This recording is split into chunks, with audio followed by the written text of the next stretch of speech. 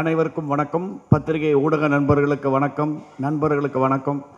மேடையில் இருக்கும் அத்தனை கலைஞர்களுக்கும் நட்சத்திரங்களுக்கும் என்னுடைய பணிவான வணக்கம்.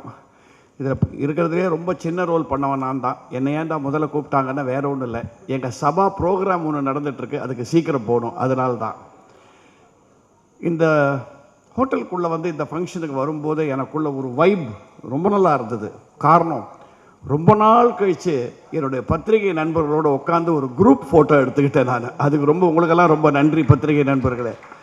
அதுவும் அந்த திரௌபதி சிம்மாசனத்தில் உட்காந்து எடுத்தேன். ஏன்னா இன்னும் கொஞ்ச நாளில் 2 நாளில் இந்த படத்தை ஆண்ட அரசர் மோகன் அவர்கள் அந்த சிம்மாசனத்தில் உட்காந்து தமிழ்நாட்டில் அரசு புரிக்க போகிறார்.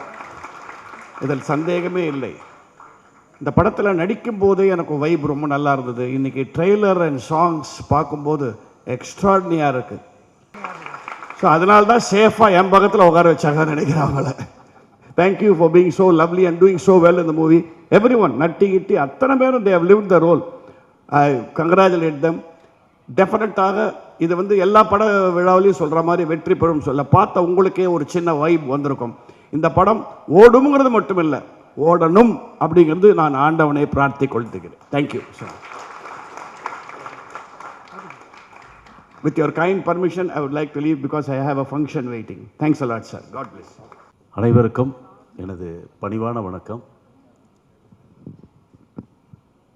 தமிழ் திரையுலகிலே ஐயா பெரியவர் ஒய்ஜிஎம் ஐயா அவர்களையும், ஐயா வேல ராமமூர்த்தி மற்றும் உள்ள நட்டி சார்,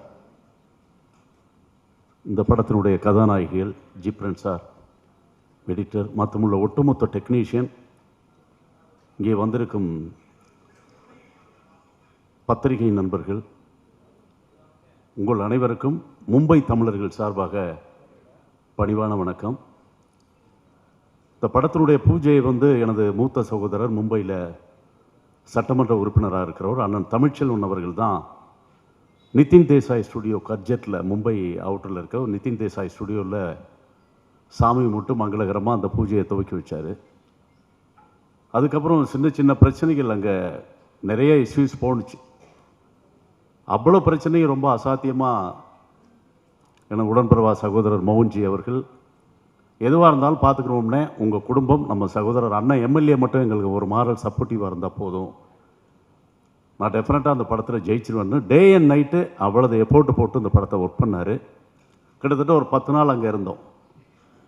அண்ணன் எம்எல்ஏ ஒரு 38 நாள் 28 டேஸ் என்னமோ ஷூட் போணுச்சு. அண்ணன் எம்எல்ஏ ஒரு டீமே அங்கே மோகன் சார் பக்கத்துலேயே இருக்க வச்சுட்டார். மராட்டி படங்களுக்கு நிறைய லாங்குவேஜஸில் இந்த நிதின் தேசாய் ஸ்டுடியோவில் ஷூட் போனது. அதில் அங்கே உள்ளவங்க சில பார்சியாலிட்டி பண்ணாங்க, ஜூனியர் ஆர்டிஸ்ட்டு பிரச்சனைகள் வந்தது. அத்தனை பிரச்சனைக்கும் கொஞ்சம் கூட தயங்காமல் நாங்கள் ஒரு டீம், அண்ணன் அங்கேயே வச்சுருந்தார். இந்த பேக்கப் ஆகி போகிறது நிதின் தேசாய் ஸ்டுடியோவில். இந்த படம் மிகப்பெரிய ஒரு வெற்றி பெறணுங்கிற ஒரு நல்ல எண்ணத்தில் எல்லாருமே ரொம்ப கஷ்டப்பட்டாங்க, டெக்னீஷியன்லேருந்து அவ்வளோ பேரும். அதனால் இதே மாதிரி ரஞ்சித் சார் கூட கபாலின்னு சொல்லிட்டு ரஜினி சாரை வச்சு அண்ணனுடைய எம்எல்ஏ தொகுதியில் ஒரு நாள் ஷூட் போனது.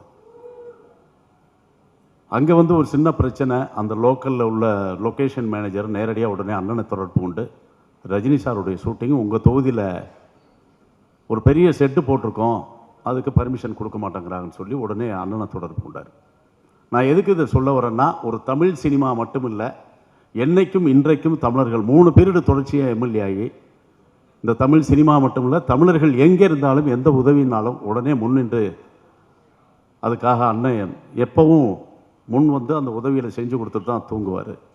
இன்றைக்கி உண்மையிலே வர வேண்டியது மும்பை மாநகராட்சி எலெக்ஷன் நாளை மறுநாள். ஒரு வாரமாக நாங்களும் கம்ப்ளீட்டாக ஒரு 5 பேர் மும்பையிலேருந்து வந்தோம். Day night daily mid night 2 மணி 3 மணி. அதனால் அங்கே மும்பை மாநகராட்சி எலெக்ஷன் நடக்குது. சுருக்கமாக முடிச்சிடுறேன். இங்கே வந்திருக்கவங்க எல்லாருடைய ஆசீர்வாதத்தோடும், உலகம் முழுக்க பரவி இருக்கும் தமிழ் நெஞ்சங்களுடைய பேராதரவோடும் இந்த படம் மிகவும் மாபெரும் வெற்றி பெறும், இதில் எந்த ஒரு ஐயப்பாடும் இல்லை என்று கூறி, மும்பை தமிழர்கள் சார்பாக மீண்டும் மீண்டும் ஒரு முறை வாழ்த்துக்களையும், நெஞ்சம் நிறைந்த வாழ்த்துக்களை கூறி விடைபெறுகிறேன். நன்றி, வணக்கம். அனைவருக்கும் வணக்கம்.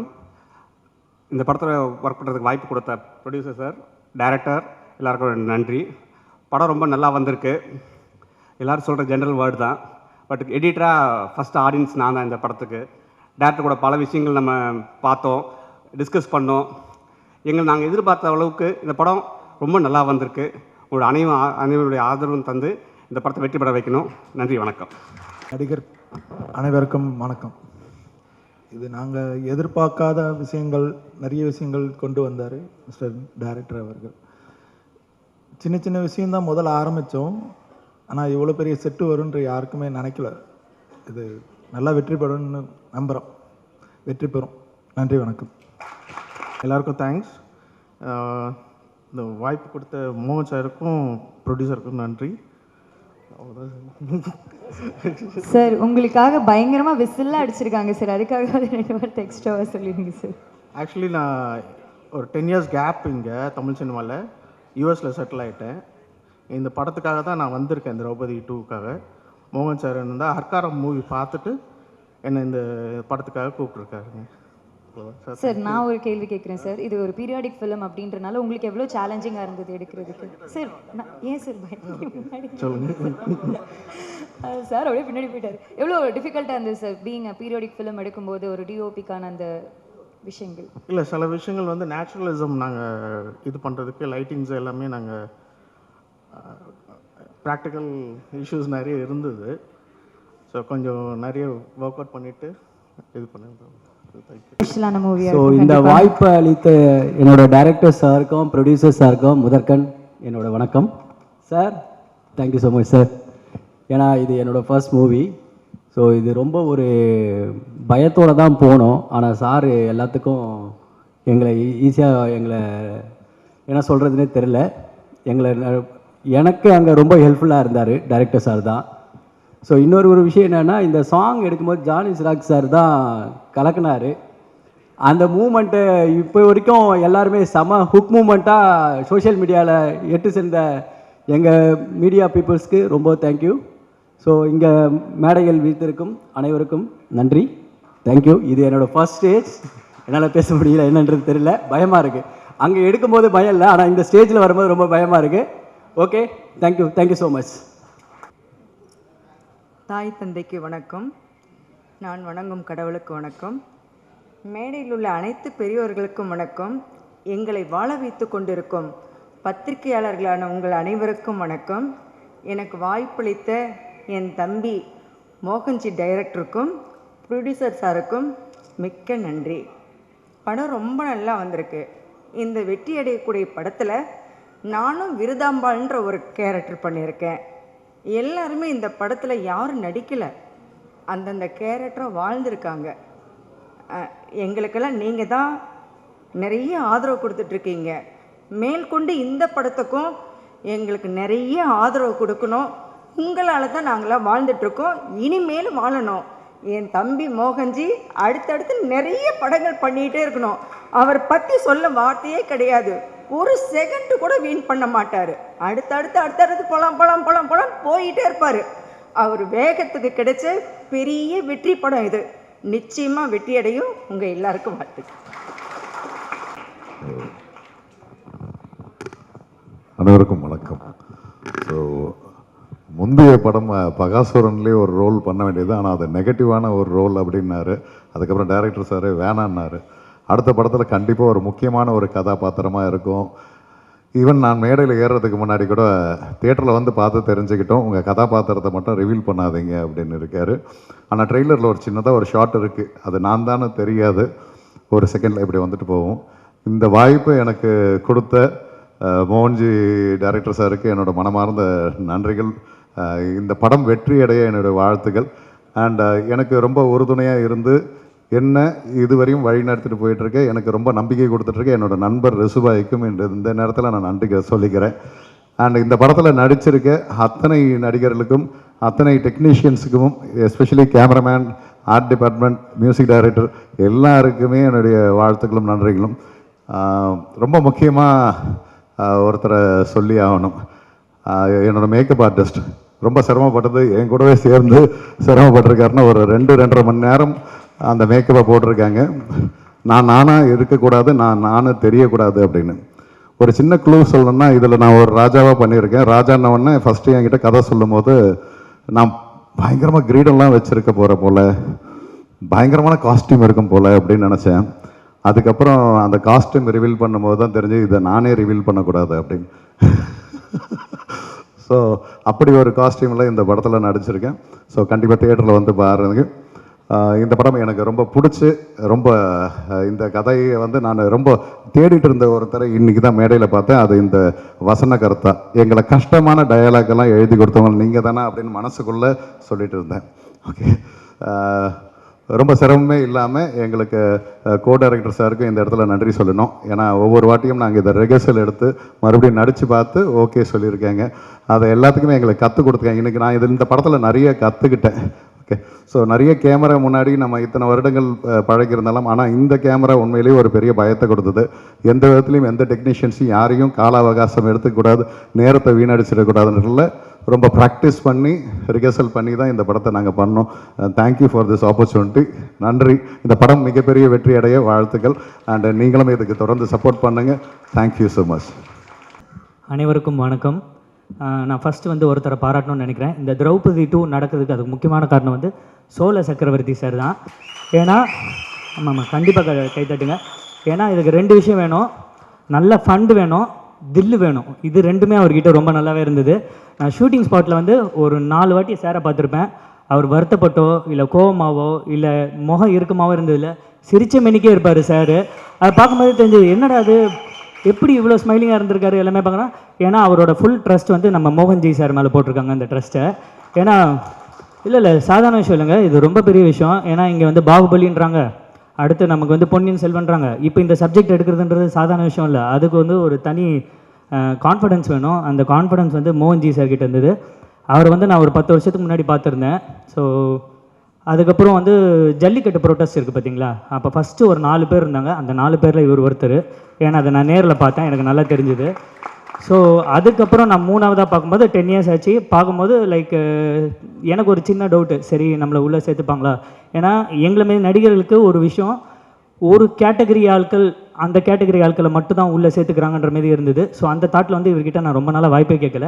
அப்புறம் என் ஃப்ரெண்டு ஒருத்தர் சொன்னார், சாய்பரத்னு, நீ போய் பேசு அவர்கிட்ட அப்படின்னு. நான் போய் பேசினேன்னா அவர் ஒரே வார்த்தை சொன்னார், 10 வருஷமாக உங்களை பார்த்துக்கிட்டு இருக்கேன், இப்போ தான் வந்து நீங்கள் வாய்ப்பு கேட்குறீங்க என்கிட்ட அப்படின்னாங்க. ஆடிஷன் வச்சார். ஒரு ரொம்ப முக்கியமான ஒரு நல்ல ரோல் எனக்கு கொடுத்துருக்காரு. அதுக்கு ரொம்ப தேங்க்ஸ் சொல்லிக்கிறேன். அண்டு இங்கே வந்து பாம்பேயில் போய் ஃபுல்லாகவே ஷூட் பண்ணாங்க. பாம்பேயில் பார்த்தீங்கன்னா உங்களுக்கு ஜோதா அக்பர், வீர சிவாஜி, மகாகர்ணிகா இந்த மாதிரி பெரிய படங்கள் எடுத்த அந்த ஸ்டுடியோவில், அந்த அரண்மனையில் இந்த ஷூட் பண்ணியிருக்காங்க. இது சிஜிலாம் ரொம்ப கம்மி தாங்க, லைவ் லொக்கேஷன் நிறைய. நீங்கள் மஹால் வெளியே பார்க்குறீங்க, உள்ளே போய் பார்த்தீங்கன்னா 2 இது மாரி இருக்கும். சந்திரமுகி படத்தில் வருமே அந்தமாரி பங்களாவாக இருக்கும். அதுக்கு செட் ஒர்க் அவ்வளோ சூப்பராக போட்டிருந்தாங்க. நமக்கு செட் ஒர்க் போடும்போது பார்க்கல, உள்ளே போய் பார்க்கும்போது நான் கேட்டேன் சார் கிட்ட, என்ன சார் இது எல்லாமே ஃபுல்லாகவே செட்டப்பா. இன்னே அப்படி சொல்லிட்டேன், ஆர்ட் டைரக்டர் அவ்வளோ கஷ்டப்பட்டு போட்டிருக்காரு, இது உள்ளே ஃபுல்லாகவே இருட்டாக இருக்கும் அந்த ஆர்ட் டைரக்ஷன் ஒர்க்கு அப்படின்னாங்க. ஸோ அவரை வந்து தேடிக்கிட்டே இருந்தேன். அதுக்கப்புறம் விஎஃப்எக்ஸ் டீம்ஸ்க்கு வந்து ரொம்ப நன்றி சொல்லிக்கிறேன். ஏன்னா அந்த செட் எக்ஸ்டென்ஷன்லேருந்து எல்லா விஷயத்தையும் ரொம்ப நல்லா ஹேண்டில் பண்ணியிருக்காங்க. அப்புறம் நட்டி சாருக்கும் வேல ராமமூர்த்தி சாருக்கும் நான் வந்து ஒரு விஷயம், நான் ஆக்சுவலாக ஸ்பாட்டில் இருந்து பார்த்தேன். அவங்களுக்குலாம் வந்து காஸ்ட்யூமே வேணாம் சார், அவங்க நார்மலாக இருந்தாலே அந்த ராஜா கெட்டப்புக்கு அவ்வளோ அருமையாக செட் ஆகிருக்காங்க சார். ஸோ அண்டு ஹீரோவை பற்றி ஒரு விஷயம் சொல்லணும், ரிச்சர்ட் ப்ரோவை பற்றி ஒரு விஷயம் சொல்லணும். ரொம்ப ஹம்பிளான ஒரு பர்சன். அப்போ வந்து ஒரு ஆக்ஷன் சீக்வன்ஸ் வருது. ஸோ நான் எப்பயுமே என்ன பார்ப்பேன்னா, இந்த ஆக்ஷன் சீக்வன்ஸ் வரும்போது ஒரு ஹீரோ எப்படி பெர்ஃபார்ம் பண்ணுறாங்கன்ற ஒரு விஷயத்தை பார்ப்பேன். ஃபஸ்ட்டு ஃபைட் சீன் பார்த்தீங்கன்னா ஒரு லெங்க்த்தான ஃபைட் சீனுங்க. ஆக்சுவலாக ஃபுல் லெங்க்த்தில் சிங்கிள் டேக்கில் அந்த ஷாட்டை பண்ணியிருக்காரு. ஆனால் இவங்க 3 கேமரா ஆங்கிள் வச்சதுனால கண்டிப்பாக கட்ஸில் தான் வரும். பட் ஆக்ஷன் சீக்வன்ஸ் ரொம்ப அருமையாக பண்ணியிருக்காரு. அப்புறம் ஹீரோயினை பற்றி ஒரு விஷயத்த சொல்லணும். ஹீரோயின் வந்து இவங்க வந்து ஃப்ரேமில் போல்டாக இருக்கிறது வந்து டோட்டலாக அப்படியே கான்ட்ராஸ்ட்டு. நீங்கள் அப்படியே ஸ்பாட்டில் பார்த்தீங்கன்னா ரொம்ப குழந்தை மாரி தான் இருப்பாங்க. அவங்க கையில் ஒரு ஃபேனை வச்சுட்டு வேர்க்கக்கூடாதுன்னு அப்படியே திருப்பாங்க. அவங்க அசிஸ்டண்ட்டுக்கு ஃபேன் காட்டுவாங்க, அதுக்கப்புறம் எனக்கு காட்டுவாங்க, அதுக்கப்புறம் அங்கே இருக்க குதிரைக்கெல்லாம் காட்டுவாங்க. நான் யோசித்தேன், எப்படிடா இவங்க எப்படி இந்த ரோல் பண்ண போகிறாங்கன்னு பார்த்தேன். அப்புறம் ஸ்பாட்டில் பார்த்தா அந்த ரோலுக்கு வரும்போது அந்த கரெக்டாக டச். எனக்கு அவங்களுக்கு ஒரு காம்பினேஷன் சீன் வருது. நாங்கள் 2 பேருமே சேர்ந்து ரிஹர்சலே பண்ணல. பட் அந்த ஒரு ஷாட் வந்து எங்கள் 2 பேருமே ரொம்ப நல்லா வந்திருந்தது. அதுக்கப்புறம் அவங்க ப்ரெஸ்ஸை ஹேண்டில் பண்ண விஷயத்தை பார்த்தேன். அப்போ தெரிஞ்சது மோகன்ஜி சார் வந்து கரெக்டாக தான் செலக்ட் பண்ணியிருக்காரு. நமக்கு தான் கொஞ்சம் லேட்டாக தெரியுது. இப்போ நீங்கள் படம் பார்க்கும்போது உங்களுக்கு ரொம்ப நல்லா தெரியும். அனைவருக்கும் ரொம்ப நன்றி சார். மோகன்ஜி சார் ரொம்ப ரொம்ப தேங்க்ஸ். பத்திரிகை நண்பர் எல்லாருக்கும் நன்றி. உங்ககிட்ட நீதி இருக்கனால தான் அந்த சொசைட்டியில் அமைதி நிலவுது. சிம்பிளாக முடிச்சிடறேன். மோகன் சார் வந்து வாய்ப்பு கொடுத்துருக்காரு. நான் பார்த்துட்டு இருக்கேன். அவர் கடுமையாக உழைக்கிறார். பகாசூர்லேருந்து எல்லா படங்களுமே மிக கடுமையாக உழைச்சிருக்காரு. எனக்கு ஒரு டவுட் வந்துருச்சு, என்ன எந்த பழக்கமே இல்லைங்கிறாரு, எப்படி இப்படி உழைச்சிக்கிட்டே இருக்க முடியுது? ஏதோ ஒன்று இருக்கும், கண்டுபிடிச்சலான்னு வெயிட் பண்ணி பார்க்குறேன், கண்டுபிடிக்க முடியல. அப்புறம் ஒரு பாயிண்டில் என்னால் அந்த அவருக்கு என்ன விஷயம் அவர் வந்து ரன் பண்ணிக்கிட்டு இருக்கு அப்படின்னு பார்த்தா, எஸ், அண்ணியும் பாப்பாவும் தான். ஸோ அவங்க 2 பேரோட அந்த ஃபோர்ஸால் தான் அவர் வந்து இவ்வளோ ஆக்டிவாக எந்த ஒரு இதுவும் இல்லாமல் ஃபோர்ஸ்ஃபுல்லாக அவர் போயிட்டுருக்காரு. வாழ்த்துக்கள் சார். அந்த ஆதரவு எல்லாருக்கும் கிடைச்சா எல்லா ஆண்களுமே நல்லா முன்னேற முடியும். அப்புறம் ப்ரொடக்ஷன் பற்றி பேசணும் அப்படின்னா, இந்த படத்தில் வந்து கொஞ்சம் பல்கிங்காக இருப்பேன். அந்த உடம்பு வந்து படம் ஃபுல்லாக குறையாமே இருக்கும். ஸோ ஆர்டிஸ்ட் எல்லாருமே வந்து உடலளவு மனதளவுலையும் வந்து ரொம்ப நிறைவாக வச்சுருந்தாங்க அந்த ப்ரொடக்ஷன். ரொம்ப நன்றி. ஸோ எடிட்டர் சார் நம்ம சொல்லவே தேவையில்ல, ரொம்ப கிறிஸ்பாக பேசின மாதிரி ரொம்ப ஷார்ப்பாக அவரோட வேலையை செஞ்சுட்டு இருந்தார். அவர் ஸ்பாட்டில் பார்க்குறப்ப நமக்கு வந்து என்னென்னா, அந்த ஒரு குழந்தைக்கு நிறைய சாக்லேட் கொடுத்தா எப்படி சந்தோஷப்படும், அந்த மாதிரி ஃபுட்டேஜ் கொடுக்க ரொம்ப சந்தோஷமாக எடிட் பண்ணுவாப்புல. ஸோ அவரை பற்றி பேசணும் அப்படின்னா, பெரிய செட் இருக்கும், அமைதியாக உட்காந்துருப்பார். அந்த சரி பேக்கில் எம்டியாக இருக்கும். கட் பண்ணிட்டு வந்து பார்த்தோன்னா பெரிய டிசைன் ஒன்று இருக்கும். ஸோ அவர் அமைதியாக இருக்க ஒரு மைண்டுக்குள்ளே அவ்வளோ விஷயங்கள் ஓடிக்கிட்டு இருக்கு அப்படிங்கிறத என்னால் ஃபுல்லாக ரியலைஸ் பண்ண முடிஞ்சு சார். அவசரம் ஒர்க். ஸோ அதுக்கப்புறம் மேக்கப் ஆர்டிஸ்ட் பற்றி பேசி ஆகணும். லிமிடெட் மேக்கப் ஆர்டிஸ்ட் தான். ஸோ அவங்க எத்தனை பேருக்கு மேக்கப் பண்ணணும் அப்படிங்கிறது அந்த கஷ்டத்தை என்னால் முழுசாக உணர முடிஞ்சு. அது சாதாரண ஒர்க்கே கிடையாது. ஸ்டண்ட் இந்த படத்தில் நானும் ஸ்டண்ட் பண்ணியிருக்கேன். மோகன்ஜி சார் ரொம்ப நன்றி. ஸ்டண்ட் டைரக்டர் ரொம்ப சேஃபாக நான் பார்த்துக்கிட்டீங்க. ரொம்ப நன்றி. மியூசிக் இதை பற்றி நான் கண்டிப்பாக பேசுகிறேன். எஸ் சார், என்னோடய ஆஃபீஸ்லேருந்து பாய்ஸ்லாம் வந்திருக்காங்க. நான் வந்து என்னோடய ஆஃபீஸில் அந்த போரானே பாட்டை லூப்பில் ஓட விட்டுட்டே இருப்பேன். கட் பண்ணி பார்த்தா எம்கோனை பாட்டு என்னோடய ஆஃபீஸில் ஓடிட்டுருக்கு. அதை நானும் ஃப்ரேமில் வந்துட்டுருக்கேன். சூப்பர் சார், ரொம்ப நன்றி. தேங்க்யூ. அதே மாதிரி முத்தையா சார் வணக்கம் சார். உங்களை நான் ஃபாலோ பண்ணுறதுக்கு 3 மாதம் ரொம்ப கஷ்டப்பட்டுருக்கேன். இப்போ உங்களை நேரிலே பார்த்துட்டேன். ரொம்ப நன்றி சார், ரொம்ப நன்றி. அப்புறம் ரிச்சர்ட் சாரை பற்றி நான் கண்டிப்பாக பேசி ஆகணும். ஸோ மும்பையில் நாங்கள் இருக்கோம். அங்கே புது ஒரு லாங்குவேஜ் சுத்தமாக நமக்கு ஹிந்தி தெரியவே தெரியாது. ஸோ அப்படி இருக்கப்போ அங்கே அவருக்கு லாங்குவேஜ்லாம் தெரியுது. அவர் நம்மளை பல்கிங்கில் இருக்கும் அப்படிங்கிறப்ப ஜிம்முக்கெல்லாம் கூட்டு போகிறாரு. ஸோ ஒரு ஹீரோ நமக்கு கால் பண்ணி வாங்க ஜிம்முக்கு போகலான்னு கூப்பிட்றதுலாம் எனக்கு தெரிஞ்சு இப்போ பாசிபிள் இல்லை. அதை ரொம்ப பாசிபிள் ஆக்கினார். ரொம்ப ஃப்ரெண்ட்லியாக நான் பார்த்துக்கிட்டாரு. சாருக்கு ரொம்ப நன்றி. நடி சார் பற்றி ஒரு விஷயம் நான் கண்டிப்பாக சொல்லி அவனு பகாசுரனில் நாங்கள் வந்து க்ளவுட் வந்து போயிட்டுருக்கு. யாருக்குமே டைமிங் புரியல. சார் வந்தார், பார்த்தாரு, ஒரு 2 மினிட்ஸில் எடுத்து ரெடியாக வைங்க அப்படின்ட்டு போனார். கரெக்டாக க்ளவுட் போயிடுச்சு. ஷார்ட்டு முடிச்சிட்டோம். ஈவினிங் டைம் லாஸ்ட் ஷார்ட் அது. ஸோ அந்த கிராஃபிங், அந்த சினிமோகிராஃபி நாலேஜ் அப்படிங்கிறது சார் சீரியஸ்லி வாவ். ஸோ வாய்ப்பு கொடுத்த எல்லாருக்குமே நன்றி. என்னோடய பேர் வந்து அருணோதயன். எனக்கு வயசு 34ஆகுது. 27 வயசுலேருந்து நடிச்சிட்டு இருக்கேன். ஸோ எந்த கதாபாத்திரமாக இருந்தாலும் என்னால் ரொம்ப எளிதாகவே பண்ண முடியும். வாய்ப்பு இருக்கவங்க வாய்ப்பு கொடுங்க. ரொம்ப நன்றி. அனைவருக்கும் வணக்கம். வாய்ப்பு கொடுத்த மோகன்ஜிக்கு நன்றி. நேதாஜி ப்ரொடக்ஷன்ஸ், சோலை சக்கரவர்த்தி, சண்முகரால் நல்லதே நடக்கட்டும். ஸோ இது புரியும்னு நினைக்கிறேன் சாருக்கு. ஸோ என்ன சொல்கிறதுனே தெரியல. இது எல்லோரும் ஒரே மாதிரி பார்த்துக்கிட்டு இருந்திருப்பாங்க, பரணினா இப்படி தான் அப்படின்னு. ஸோ அதை வந்து ஒரு மாற்றி வேறு மாதிரி ஒரு ஜேர்னரில் என்னை காமிச்சிருக்காப்புல மோகன்ஜி. படத்துலேருந்து பேசிக்கிட்டே இருக்கோம். அதான் ஏதாவது ஒரு நல்ல விஷயம் செய்வோனேன்னு சொல்லிட்டு. ஸோ அது இறைவனர்களால் இந்த திரௌபதி 2ல் நடந்தேறினதுக்கு நான் இறைவனுக்கு நன்றி சொல்லிக்கிறேன். ஸோ இந்த மேடையில் இருக்க எல்லாருமே என்னுடைய நண்பர்கள். ஸோ எல்லாருக்கூடையும் ஒர்க் பண்ணியிருக்கேன். ரொம்ப சந்தோஷமாக இருக்குது. எங்கள் ஊருக்காரரு ஐயா வேலா ராமமூர்த்தியாக இருக்கட்டும், எங்கள் அண்ணன் நடராஜா இருக்கட்டும். ஸோ எல்லாருமே வந்து எனக்கு வந்து உங்களுக்கு நடிகர்கள், எனக்கு எல்லாமே உறவுகள். ஸோ ரொம்ப சந்தோஷமாக இருக்குது. அண்ணன் குட்டிப்புலி முத்தே அண்ணன், எல்லாருக்கும் ரொம்ப சந்தோஷம். எல்லோரும் இந்த படத்தை பெருசாக கொண்டாடுவீங்க நான் நம்புகிறேன். கண்டிப்பாக ஒவ்வொருத்தரும் பார்க்கும்போது தேச உணர்ச்சி பெருக்கெடுக்கும், புல்லரிக்கும், ரொம்ப நல்லாயிருக்கும். அதை தாண்டி இந்த மோகன்ஜியோட உழைப்பு, அபரிவிதமான உழைப்பு. ஸோ அவருடைய உழைப்புக்காகவே இந்த படம் மிகப்பெரிய வெற்றி அடையணும். அப்புறம் மோகன்ஜிக்கு அடுத்து அவருடைய கண்ணு யார், பிலிப் சுந்தர். எல்லாரும் ஆர்டிஸ்ட் வந்தால் கை தட்டுவாங்க, கேமராமேன் வந்தால் கை தட்டுவாங்க. ஏன்னா பார்த்துங்க, அந்தளவுக்கு வந்து ஒரு பெரிய உழைப்பாளி. ஸோ ஒரு 500 குடும்பம் கடுமையாக உழைச்சிருக்கு. இந்த தயாரிப்பாளர் அடுத்தடுத்து ஒரு 500 குடும்பம் 1000 குடும்பத்தை வாழ வைக்க தயாராக இருக்கார். ஸோ அதனால் இவரை கெட்டியாக பிடிச்சிக்கிட்டு இந்த படம் ஜெயிச்சிடணும்னு நான் தாழ்மையாக கேட்டுக்கிறேன். நன்றி, வணக்கம். அடுத்தபடியாக திரௌபதி 2 திரைப்படத்தில் கோதை அப்படின்ற அழகான கதாபாத்திரம் பண்ணியிருக்க நம்மளுடைய திவி அவர்களை சில வார்த்தைகள் பேசி வருமாறு அழைக்கிறோம்.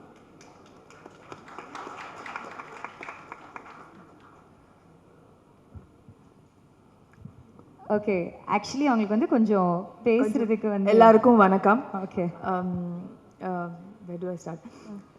Sir, thank you so much for making me a part of this film. நான் ரிஷி சார் கூட ஒரு படம் பண்ணுறாரு அப்போது எனக்கு இந்த படம் கூட தெரியுது. I approached Mohan sir saying I want to be a part of this film because it is a periodic concept and I wanted to wear that different kind of costume, and I got an opportunity to perform 2 shades in the cinema, and I am super glad. Sir, thank you. Without you I would not be a part of the cinema, and without Rishi sir I would not be a part of the cinema. And thank you so much all the co-actors, and this is my first debut. Thank you. I wish you all support me and support our film. Support our film Draupadi 2. Thank you so much. You are so nice actually. அவங்களுக்கு கொஞ்சம் பேச நர்வஸாக இருக்குது. நீங்கள் question கொஞ்சம் பயமாக இருக்கு உங்களை எல்லாமே பார்த்து. இல்லை, you did a wonderful job. Thank you so much and a very big congratulations. Thank you. So next நம்ம வந்து இந்த மூவியில் ஆயிஷா அப்படின்ற கதாபாத்திரம் பண்ணியிருக்கேன். ரொம்ப பியூட்டிஃபுல்லான தேவயானி சர்மா அவர்களே சில வார்த்தைகள் பேசி வருமாறு அழைக்கிறோம். ஸோ நம்மளோட வில்லனோட ஒய்ஃபை பண்ணியிருக்காங்க. ஒரு பயங்கரமான பெர்ஃபார்மன்ஸ். எல்லாருக்கும் வணக்கம். Draupadi 2ல வாய்ப்பு கொடுங்க மோகன் காருக்கு ரொம்ப ரொம்ப நன்றி சொல்லிக்கிறேன். Draupadi 2 நான் முதல் படம், and I had the opportunity to work with one of the fine actors and the team. I would also like to thank the direction department because நான் மும்பையில் இருந்து வரேன், and ரொம்ப language problem இருக்குது. So they've been very kind to me, and thank you so much. Thank you Mohan Garu for this wonderful opportunity, and to all the cast and crew, all the very best and congratulations.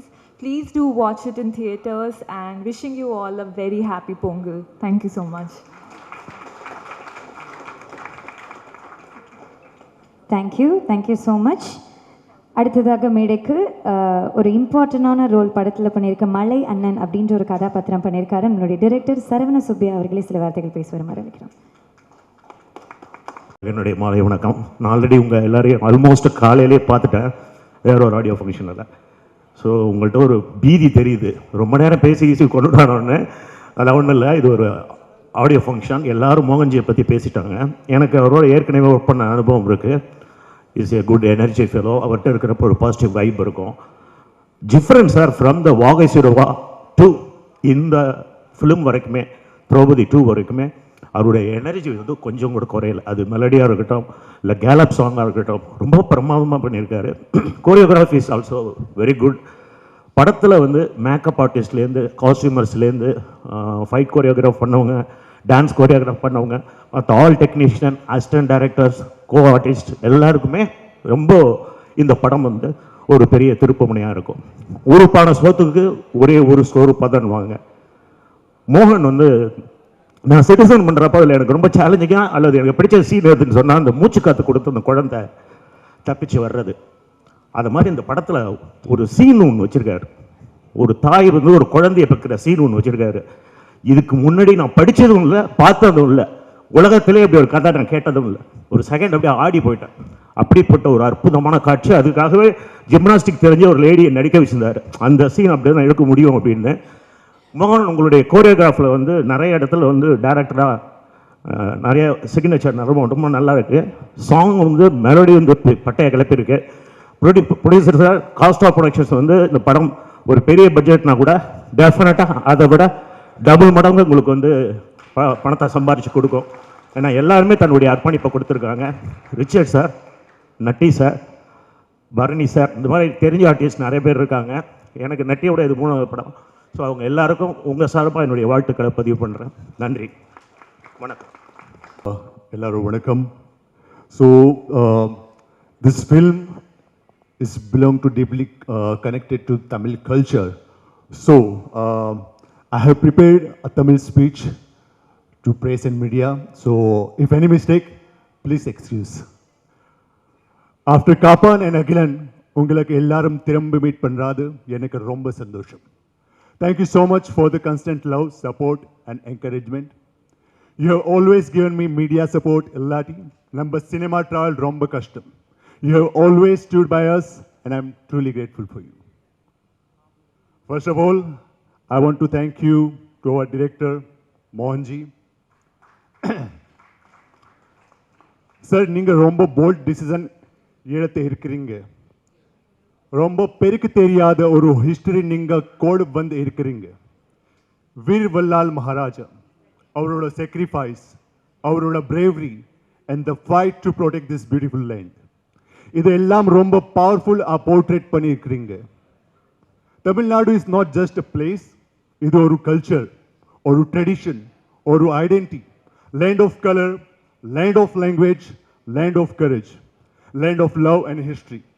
மண்ணோட வாசம், இது மக்களோட வீரம், இது சினிமாவில் காமிக்கிறாத ரொம்ப பெரிய responsibility. And you have handle with so much respect. Thank you, sir. Next, a big thank you to our producer, Mr. Sanmuga, sir. Sir, this is your maiden venture, and இந்த மாதிரி ஒரு historical subject choose பண்ணுறது ரொம்ப பெரிய risk. நீங்கள் சேஃபாக போகாம conviction ஒரு ஹிஸ்ட்ரி ஸ்டோரி சூஸ் பண்ணியிருக்கீங்க. Thank you for trusting the story, the director, and all of us. Thank you, sir. Now about my character, Muhammad bin Tughlaq. Honestly, this role was not easy.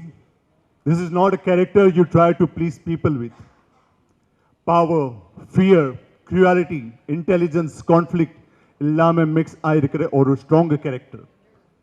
As an actor என்னோட job judge பண்ணுறாதே இல்லை, justify பண்ணுறாதே இல்லை, ட்ரூத்ஃபுல்லாக portray பண்ணாத மட்டும்தான். நான் ரொம்ப டிசிப்ளினோடு, ரெஸ்பான்சிபிலிட்டியோடு இந்த role approach பண்ணியிருக்கேன். I hope the audience feel the impact, intensity, and the darkness that the character carries, Muhammad bin Tughlaq. I want to like to essentially appreciate to all my fellow actors, especially Richard Rishi, the hero of the film. I had wonderful experience working with him. All the actors, Devyani, and all the actors. And I genuinely looking forward to working with all my fellow actors again. Coming back, my heartfelt thank you to our DOP, Philip Sundar sir. What a stunning visuals, and your cinematography is mind-blowing. Next, our music director, Gibran sir. Sir, thank you so much for giving me Taruski Ram. Wonderful music. And your music is the soul of this film. So thank you so much for giving this amazing music. Thank you so much. Thank you to all the fellow actors, assistant directors, managers, art director, costume department. All have done a wonderful job. Set la yellaram romba committed up work panniringa. Thank you so much everyone. Finally, a sweet note to the media and to the Tamil people. Ninga எப்பவுமே strong content, honest performances, meaningful cinema support பண்ணிருக்கீங்க. இந்த support Draupadi 2க்கு கொடுப்பீங்க.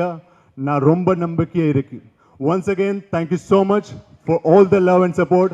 வணக்கம், ரொம்ப நன்றி. Thank you sir. So நம்மளோட ஒரு press meetக்கே நீங்க ஒரு பயங்கரமா effort எடுத்து ஒரு speech prepare பண்ணி பேசிருக்கீங்க. Yeah, because I got very limited time, but I'm promising that from next time I'm coming, I will speak without phone. Sir, ஊடக நண்பர்களுக்கும் திரௌபதி குடும்பத்தாருக்கும் மேடையில் அமர்ந்திருக்கும் நட்சத்திரங்களுக்கும் தொழில்நுட்ப கலைஞர்களுக்கும் என் சிறந்தாழ்ந்த வணக்கம். என்னுடைய குற்றப்பரம்பரை நாவலில் என்னுடைய முன்னுரை வெகு நாளாய் தீ வளர்த்தது தான் டைட்டில். குற்றப்பரம்பரை நாவலோட முன்னுரைக்கு வெகு நாளாய் தீ வளர்த்தேன் டைட்டில். எனக்குள்ள சில வருஷங்களா மோகன்ஜின்னு ஒரு இயக்குனர் தமிழுக்குள்ளே வந்ததுலேருந்து அப்படியே எனக்குள்ள ஒரு அப்படியே இந்த தீ வளர்ந்துக்கிட்டே இருந்துச்சு, எரிஞ்சுக்கிட்டே இருந்துச்சு. இவர் படத்தில் எப்படா நடிக்க போகிறோம் அப்படின்னு வந்துச்சு ஒரு வாய்ப்பு. ருத்ரதாண்டவம் வந்து எல்லாம் போகிறோம். தேனியில் ஒரு பெரிய செட்டு, நான் ஒரு யுத்தக்கலை வல்லுநராக வர்றது. அந்த பகுதியில் இருக்கிற எல்லா வாலிபர்களுக்கும் இளைஞர்களுக்கும் வந்து யுத்த கலைகளை சொல்லிக் கொடுக்குற ஒரு ஆசிரியர் நான். அப்படி ஒரு பெரிய கேரக்டர். என்னென்னா வரும் வரும் வரும் அழைப்பு வரும் வரும் வெயிட் பண்ணா வரவே இல்லை. என்ன காரணம்னா கொரோனா டைம். இவ்வளோ பேரையும் அத்தனை ஆர்டிஸ்ட்டுகளையும் கொண்டாந்து தேனியில் அவ்வளோ பெரிய செட்டப் போட்டு 200-300 ஆட்களை இறக்க அனுமதி இல்லை. அந்த படம் நான் பண்ண முடியாமல் போச்சு. அந்த தீ அப்படியே வளர்ந்துக்கிட்டே இருக்கு. திடீர்னு ஒரு ஃபோன் வந்தது. முருகன் பண்ணார், மேனேஜர் முருகன் பண்ணார். ஆஹா அப்படின்னு அந்த தீயின் நாவுகளுக்கு கிடைத்த இந்த இறையை சுழட்டி சாப்பிட்டேன். என்ன பாம்பேயில் 2 நாள் தான் நான் பண்ணியிருக்கேன். ராஜநாராயண சம்புவராயர்னு ஒரு கேரக்டரு. நான் சினிமாவுக்கு நடிக்க வந்து ஒரு 13 வருஷம் ஆகுது. இத்தனை ஆண்டுகளில் நான் பண்ணுற முதல் சரித்திர படம் இது. முதல் சரித்திர படம். அது மோகன்ஜியோட படம். போனால் பாம்பேக்கு போனால் பார்த்தா, அதாவது வீரம் இருக்கு இல்லையா, வீரம் வந்து ஒரு மனுஷன்ட்ட இந்த காலத்தில் இப்போ ஒரு 5 நிமிஷம் இருக்கும். 5 நிமிஷம் இருக்கிறதே பெருசு. 1 மணி நேரம் இருக்கும், ஒரு நாள் இருக்கும். ஏன்னா ஒரு மனுஷனுடைய வாழ்க்கையை, முழு வாழ்க்கையும், முழு அத்தனை கணங்களும் ஒரு வீரனாவே வீரத்தோட வாழ்றதுக்கு பத்தியா, அது வந்து மோகன்ஜியால தான் முடியும். அந்த முகத்தை பாருங்க, சிரிக்குதில்லை, கோவப்படுதில்லை, எந்த உணர்ச்சியும் வெளிக்காட்டுதில்லை. அப்படியே என்ன தாகம், எவ்வளவு தேடல், என்ன உழைப்பு. அவர் எதை சொல்றது? அவருடைய உழைப்பை சொல்றதா? இன்னொன்று, அது இன்னைக்கு தகிச்சுக்கிட்டு இருக்கு தமிழ்நாடு. இந்திய கண்டமே வந்து தகிச்சுக்கிட்டு இருக்கிற, அரசியல் தகிச்சுக்கிட்டு இருக்கிற ஒரு நேரம். இப்படிப்பட்ட ஒரு நேரத்தில் என்ன துணிச்சல் இருந்தா, எவ்வளவு தைரியம் இருந்தா இப்படி ஒரு படத்தை, இப்படி ஒரு வரலாற்று படத்தை, ஒரு சரித்திர வரலாற்றை படமாக எடுத்து, என்ன துணிச்சல அத்தனையும் வந்த அவரே படம் இயக்குனராக சினிமாவுக்குள்ள வந்ததுலேருந்து எத்தனை அம்புகள், எத்தனை குண்டுகள் நெஞ்சில், எத்தனை பீரங்கி தாக்குதல், எல்லாத்தையும் தூக்கி எரிஞ்சு. அப்போ கூட நோகவும் இல்லை, கோவப்படவும் இல்லை. ஆச்சரியமாக இருந்த அவர் பார்க்க. அப்படிப்பட்ட ஒரு இன்னும் என்னென்னா, சும்மா எல்லாரும் சரித்திர படம் கை வச்சிட முடியாது. எல்லாரும் சரித்திர படம் கை வச்சிட முடியாது. எனக்கு ஒரு ஆசை இருக்கத்தான் செய்யுது. நான் பிறந்த ராமநாதபுரத்து சேதுபதி சமஸ்தானத்தை பற்றி ஒரு பெரிய ஒரு வரலாற்று சரித்திர படத்தை எழுதணும்னு எழுதவே தயங்கிட்டு இருக்கிற போது ஒரு வந்து எடுக்கிறாரு பாருங்க. அதுவும் எழுத்தாளர் 6 அண்ணல் இருக்கார் இல்லையா, அவர் எனக்கு 30 வருஷம் நண்பர். அவருடைய பல வருட ஆய்வுக்கு பின்னாடி இதை தேடுறாரு. வீர வல்லாள தேவ சம்புவராயர் அவருடைய வரலாற்றை அவர் எழுதுறாரு. அது இவர் கைக்கு வருது. அண்ணல் சொன்னார், எத்தனையோ பேர் இந்த இவர்கிட்ட வந்து கேட்டு எத்தனையோ இயக்குநர்கள் போனாங்களாம், எடுக்கணும் ஆசையில் வந்தாங்களாம், பார்த்தாங்களாம், போயிட்டாங்களாம். ஆனால் மோகன் கையில் கிடைச்சி என் கனவெல்லாம் அப்படியே கொண்டாந்து கண் முன்னால் நிறுத்திட்டான் என் தம்பி அப்படின்னு. இன்னொன்று, நான் ஒரு ரைட்டராக இருக்கிறதுனால எந்த படத்துக்கு போனது இந்த டயலாக் பேப்பரை வந்தவுடனே என்னடா அப்படின்னு பார்ப்பேன். ஒரு பெட்டிஷன் இருக்கக்கூடாது, ஒரு மாதிரியா ஏதாவது நேரிடும். ஆனாலும் வெளியே சொல்ல மாட்டேன்.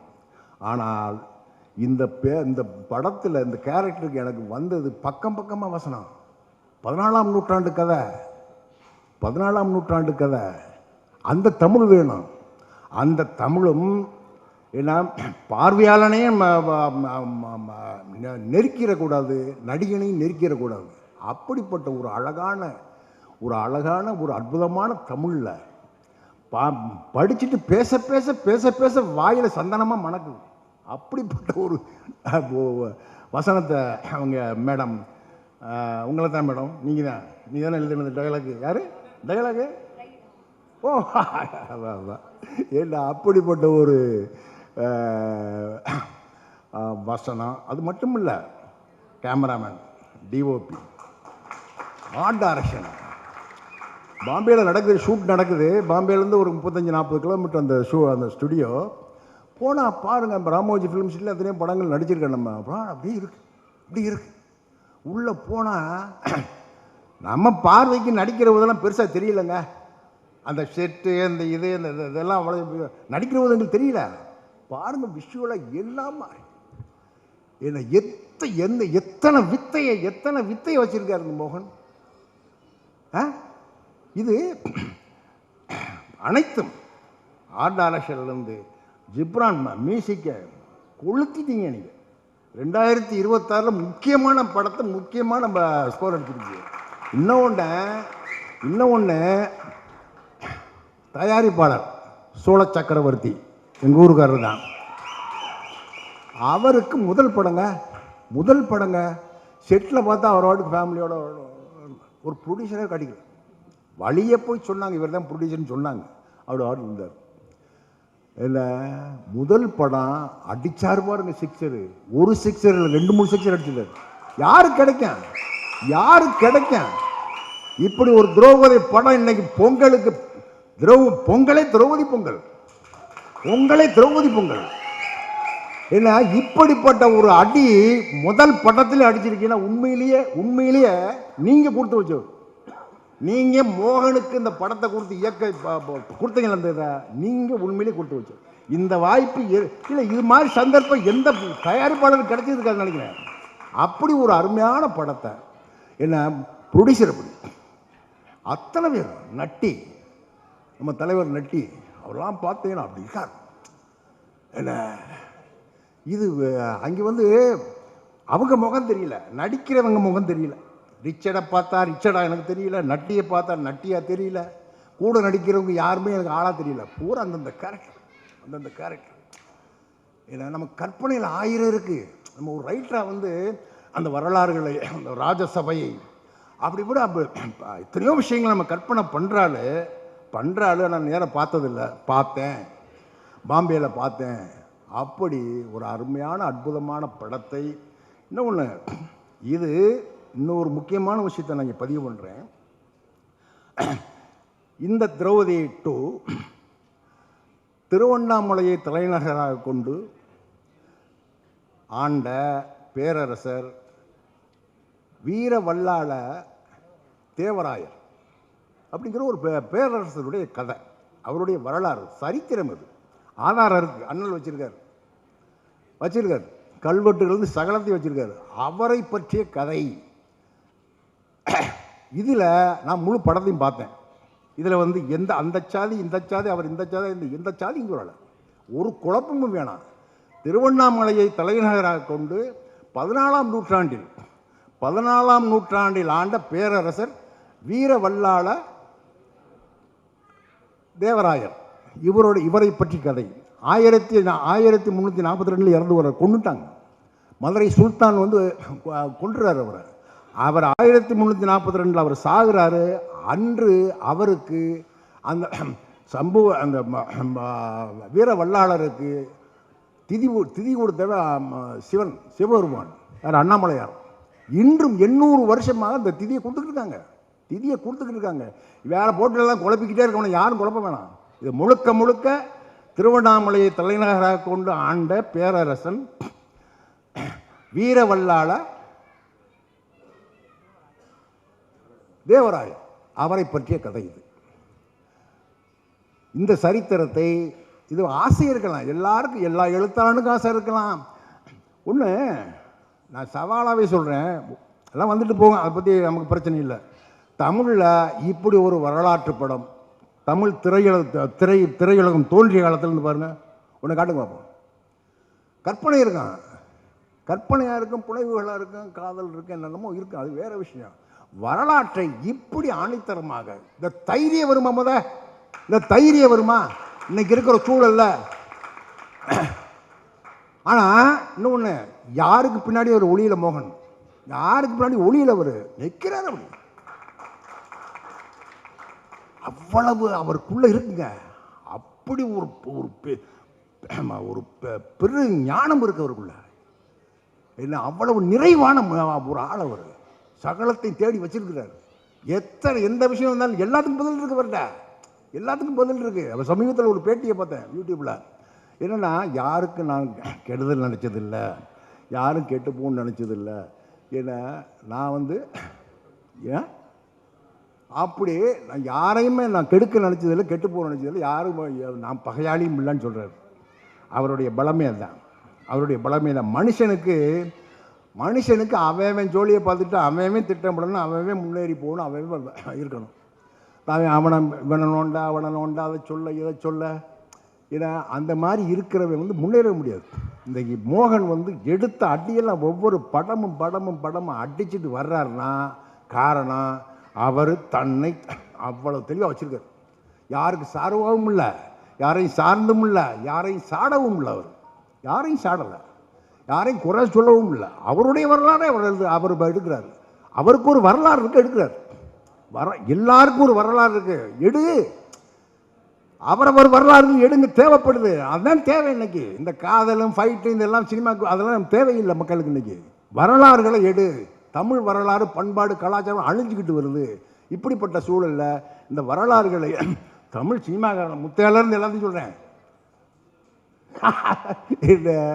அப்படி மோகன்ஜி ஒரு பெருந்தடம் போட்டு கொடுத்துருக்கிறாரு. மோகன்ஜி வாங்க, பொங்கலுக்கு வாங்க. தெக்கத்தி கதவுகளெல்லாம் திறந்துருக்கு, உங்களுக்காக தெக்கத்தி வீதிகளெல்லாம் திறந்துருக்கு. வாங்க. திரௌபதி 2 மிகப்பெரிய வெற்றி அடையும். இந்த படத்தில், இந்த திரைப்படத்தில் நானும் மோகனோடு இருக்கிறது எனக்கு ரொம்ப சந்தோஷம், ரொம்ப பெருமையாக இருக்குது. நன்றி, வணக்கம். Thank you sir. எல்லாருக்கும் வணக்கம். பத்திரிகை ஊடக நண்பர்கள் எல்லாருக்கும் என்னுடைய வணக்கம். அண்ட் இது எப்படி ஸ்டார்ட் பண்ணுறதுன்னு எனக்கு தெரியல. என்னென்னா எனக்கு இப்படி இந்த படத்தில் நடிக்கிறதுக்கான ஒரு ஆப்பர்ச்சுனிட்டி கொடுத்ததுக்கு வந்து மோகன்ஜி அவர்களுக்கும் எங்கள் தயாரிப்பாளர் சக்கரவர்த்தி சார் அவர்களுக்கும் என்னுடைய மனமார்ந்த நன்றி சார். இதில் ஒரு முக்கியமான விஷயம் என்னென்னா, மோகன்ஜி ஸ்டார்ட் பண்ணும்போது எப்படி ஸ்டார்ட் பண்ணார்னா, முகலாய ஆக்கிரமிப்பை பற்றி உங்களுக்கு என்ன தெரியும் அப்படின்னாரு. என்னடா வரலாறுக்கு போயிட்டார் ஸ்ட்ரெயிட்டாக, எப்படி இது என்ன எனக்கு நம்ம கார்ட்டூனிஸ்ட் மதன் சார் எழுதின வந்தார்கள் வென்றார்களை படிச்சுட்டு, ஸோ அது தெரிஞ்ச மாதிரி நான் அதுலேருந்து கொஞ்சம் ரீகலெக்ட் பண்ணி, என்ன அவங்க வந்தபோது நிறையா அட்ராசிட்டி நடந்தது. அதில் ரொம்ப பாதிக்கப்பட்டவர்கள் வந்து வடக்கும் கிழக்கும் மேற்கும் தான் பாதிக்கப்பட்டாங்கன்னு, இல்லை தென்னகமும் பாதிக்கப்பட்டதுன்னு சொல்லிட்டு அதில் ஒரு சின்ன சாம்பிள் ஒன்று சொல்கிறேன்னு சொல்லிட்டு தான் இந்த கதையை சொன்னார் வல்லாள மகாராஜா. அதை கேட்கும்போது எனக்கு பெரிய ஷாக்கிங்காக இருந்தது. இப்படிலாம் நம்ம ஊரில் நடந்திருக்கு, இந்த வரலாறை நம்ம இதுக்கு முன்னாடி படிக்கலையே. என்னுடைய அந்த வரலாற்றை தெரிஞ்சுக்கிறதுக்கான எனக்கு ஒரு ஆப்பர்ச்சுனிட்டி கிடைக்கலன்னு எனக்கு வருத்தமாக இருந்தது. அண்ட் அந்த ஸ்கிரிப்டை கொடுத்தாங்க என்கிட்ட, இதுதான் இந்த படத்தோட ஸ்கிரிப்டு, இதை நீங்கள் படிங்க அப்படின்னு. அதுக்கு முன்னாடி அவர் வந்து இப்போது நம்ம எழுத்தாளர் ஐயா சொன்னாங்கல்ல, இதை மாதிரி சில விஷயங்களை என்கிட்ட சொல்லிவிட்டு இந்த ஸ்கிரிப்டை இப்போ படிங்க சார் என்கிட்ட சொன்னாங்க. ரொம்ப ஆச்சரியமாக இருந்தது. எடுத்தோடனே அவங்க மேடம் எழுதியிருந்தாங்க, இந்த மாதிரி தென்னாடு பத்மா மேடம் பத்மா சந்திரசேகர் மேடம் எழுதினாங்க. தென்னாடுடைய சிவனே போற்றி, எந்நாட்டவர்க்கும் இறைவா போற்றி, அருணாச்சலனே போற்றி, ஆரூர் அமர்ந்த எமது அரசே போற்றின்னு எழுதினாங்க. இது எனக்கு பெரிய ஆச்சரியமாக வந்து, என்ன இப்படிலாம் இருக்குது அப்படின்னு சொல்லிட்டு, இதுக்கப்புறம் வேறு மாதிரி தமிழ் நம்ம பேசணும்னு பார்த்தா, ஆனால் ரொம்ப அழகாக எழுதியிருந்தாங்க. Hats off to ma'am. அது ரொம்ப பிரமாதமாக பண்ணியிருந்தாங்க. அது படிக்கும்போதே அந்த ஸ்கிரிப்டை படிக்கும்போதே நம்மளுக்குள்ள ஒரு வைப் ஒன்று உருவாச்சு. அதுக்கப்புறம் நான் ஒவ்வொருத்தரும் இப்போ ஆக்சுவலி பேசிக்கலாக நான் எல்லாமே ஐயா சொல்லிட்டாங்க, எழுத்தாளர் ஐயா. பட் இருந்தாலும் நான் டைம் வேஸ்ட் பண்ண விரும்பல. But I want to congratulate my team. நம்ம ஃபிலிப் இருக்கார்ல, பிரமாதமான ஒரு சினிமாட்டோகிராஃபர். ஆளை கூட்டு வந்துட்டீங்களா, நல்லா விசில் அடிக்கிறாங்க உங்கள் பேரை சொன்னோன்னே. ரொம்ப அருமையாக பண்ணியிருந்தீங்க. ரொம்ப ரொம்ப அதாவது அந்த கன்ஸ்ட்ரெயின் வந்து தெரிஞ்சுது எனக்கு. ரொம்ப கஷ்டமான ஒரு சுச்சுவேஷன்லாம் ஒரு கேமரா எடுத்துக்கிட்டு பண்ண ஒரு விஷயம் என்னால் மறக்கவே முடியாது. அண்ட் தான் இந்த டைமில் வந்து அது ஒரு 31 நாளில் ஒரு படத்தை, இப்படி ஒரு படத்தை முடிக்கிறதுங்கிறது வந்து ஒரு சாதாரண விஷயமே இல்லை. இதுக்கு மிகப்பெரிய உழைப்பு ரைட் ஃப்ரம் மோகன்ஜி, எங்கள் ஆர்ட் டைரக்டராக இருக்கட்டும். அப்புறம் முக்கியமாக நான் சொன்னால் ஜிப்ரான் சார். இப்போ ரீசெண்டாக ஒரு 2-3-4-5 வருஷமாகவே மெலடிங்கிற ஒரு விஷயம் தமிழ் சினிமாவில் ரொம்ப நாள் ஆக்கிரமிச்சது. ஆனால் இப்போ அது இல்லாமல் இருந்தது. அதை திருப்பி நீங்கள் ஸ்டார்ட் பண்ணி விட்டீங்க சார். Thank you sir. எம்கோனை பாடல் வந்து ரொம்ப அருமையான ஒரு பாடல். அப்புறம் எங்கள் ஆர்ட் டைரக்டரை பற்றி சொல்லணும். அந்த மனுஷனோட உழைப்பு வந்து என்னால் யோசிக்கவே முடியல. ஒரு சீக்வன்ஸில் வந்து ஒரு விஷயம் சொல்லியிருந்தாங்க. ஆனால் அதில் வந்து எப்படின்னா, ஒரு மனுஷனை கொன்னுட்டு அவனை தலையை மட்டும் விட்டுட்டு உடம்பை வந்து தோலோடு மாட்டி விட்டுருவாங்க. அப்படி ஒரு சுச்சுவேஷன் ஒன்று இருந்தது. அதுக்கு வந்து அவர் பண்ணியிருந்தார் பாருங்கள் அந்த செட்டப்பு. என்னால் மறக்க, நிஜமாகவே ஒரு மனிதனை பார்த்த மாதிரி இருந்தது. ஒரு எலும்பும் சதையும் இல்லாத ஒரு மனிதன் தொங்கினா எப்படி இருக்கும், அப்படி இருந்தது. அதுக்கப்புறம் அவரோட இன்னொரு விஷயத்த சொல்லணும். நாங்கள் வந்து பாம்பேயில் அந்த ஸ்டுடியோவில் ஷூட் பண்ணிட்டு இருந்தோம். அப்போ வந்து இவர் வந்து நாங்கள் ஒரு சிவ பூஜை பண்ணுற மாதிரி ஒரு செட்டப் ஒன்று இருந்தது. அதை பண்ணிவிட்டு நாங்கள் அதுக்கான வேலைகளை பண்ணிகிட்டு இருந்தோம். எல்லாருமே வந்து அந்த முனைப்போடு ஒர்க் பண்ணிகிட்டு இருந்தோம்.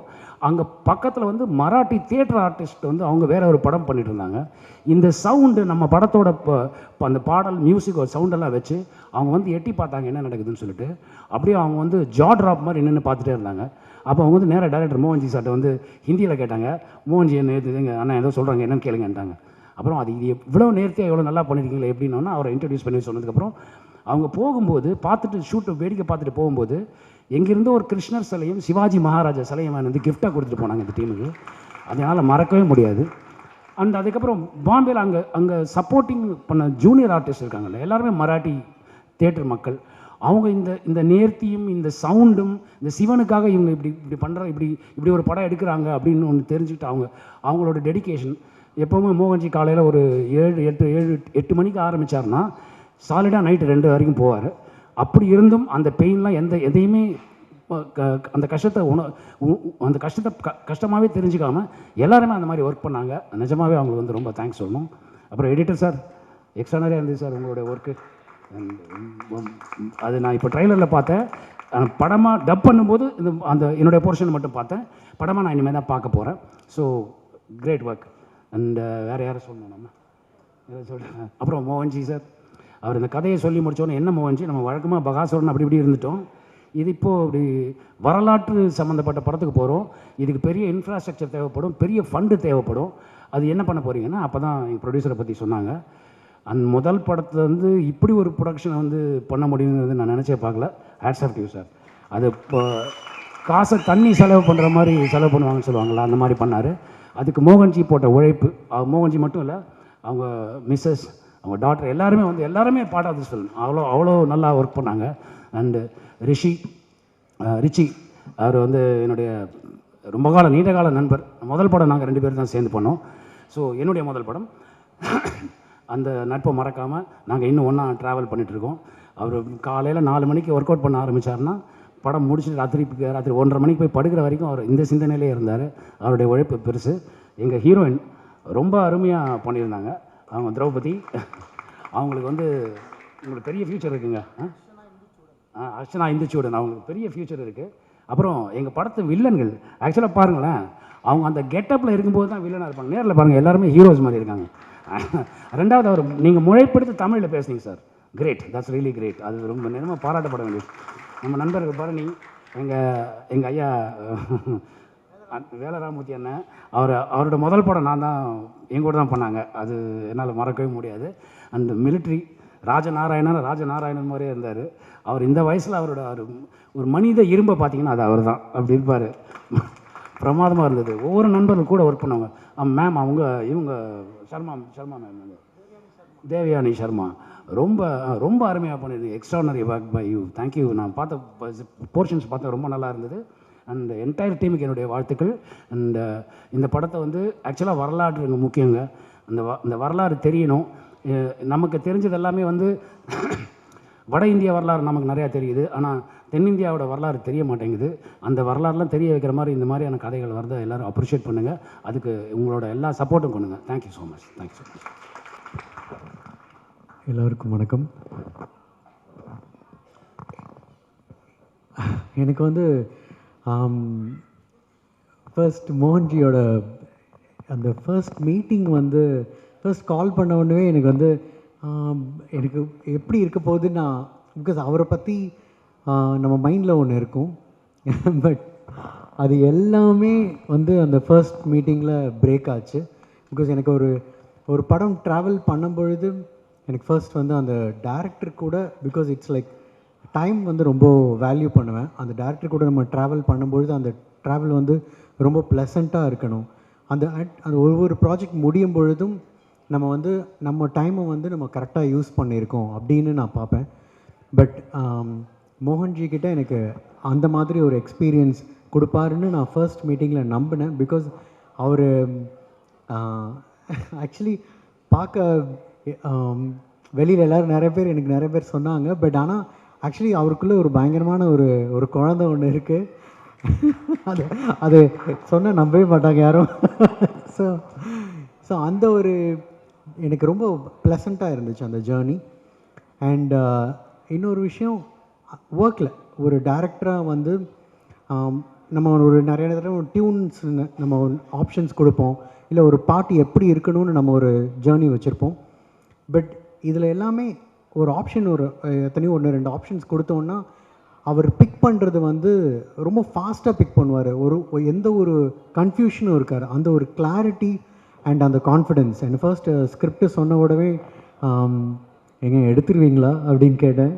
ஸோ பட் இல்லை சார் அதெல்லாம் பண்ணிடலாம், நீங்கள் பாருங்கள் நான் எடுத்துகிட்டு வரேன் அப்படின்னாரு. அண்டு சரி ஓகே, அப்போ எப்போ ஷூட்டுக்கு போகிறோம், இப்போ ஷூட்டுக்கு போகிறோம், நான் இந்த டைம்குள்ளே ஒரு 30 டேஸ்க்குள்ளே நான் முடிச்சிருவேன் அப்படின்னாரு. நான் ஆக்சுவலி உண்மையிலே எனக்கு நம்பிக்கை இல்லை. ஏன்னா நம்ம அப்படி சொல்லுவாங்க, பட் போக போக ஒரு டிலே ஆகும் அப்படின்னு லேட் ஆகும்னு நினச்சேன். பட் கரெக்டாக ஒரு 31 டேஸ் கழித்து சார் முடிச்சிட்டேன், நான் எடிட் பண்ண போகிறேன், உங்களுக்கு நான் ரஃப் கட் கொடுக்குறேன் அப்படின்னாரு.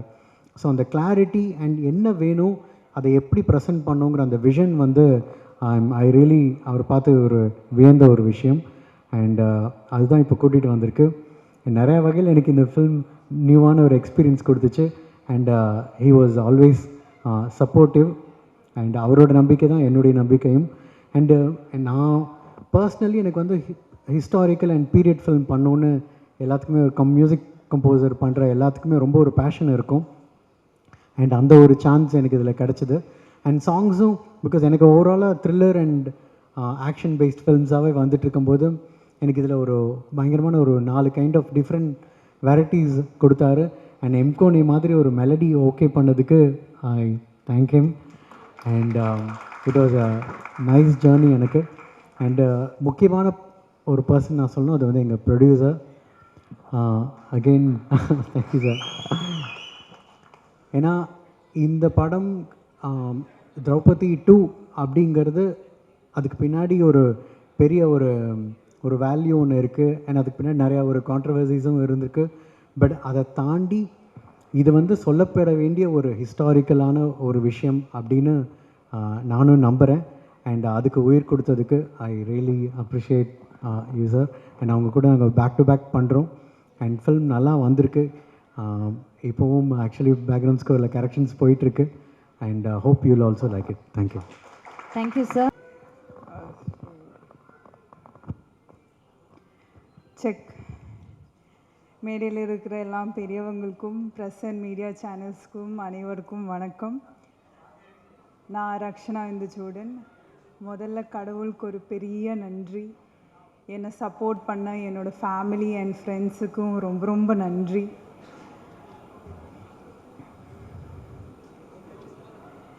நெருப்பிலிருந்து பிறந்தவள் அந்த திரௌபதி.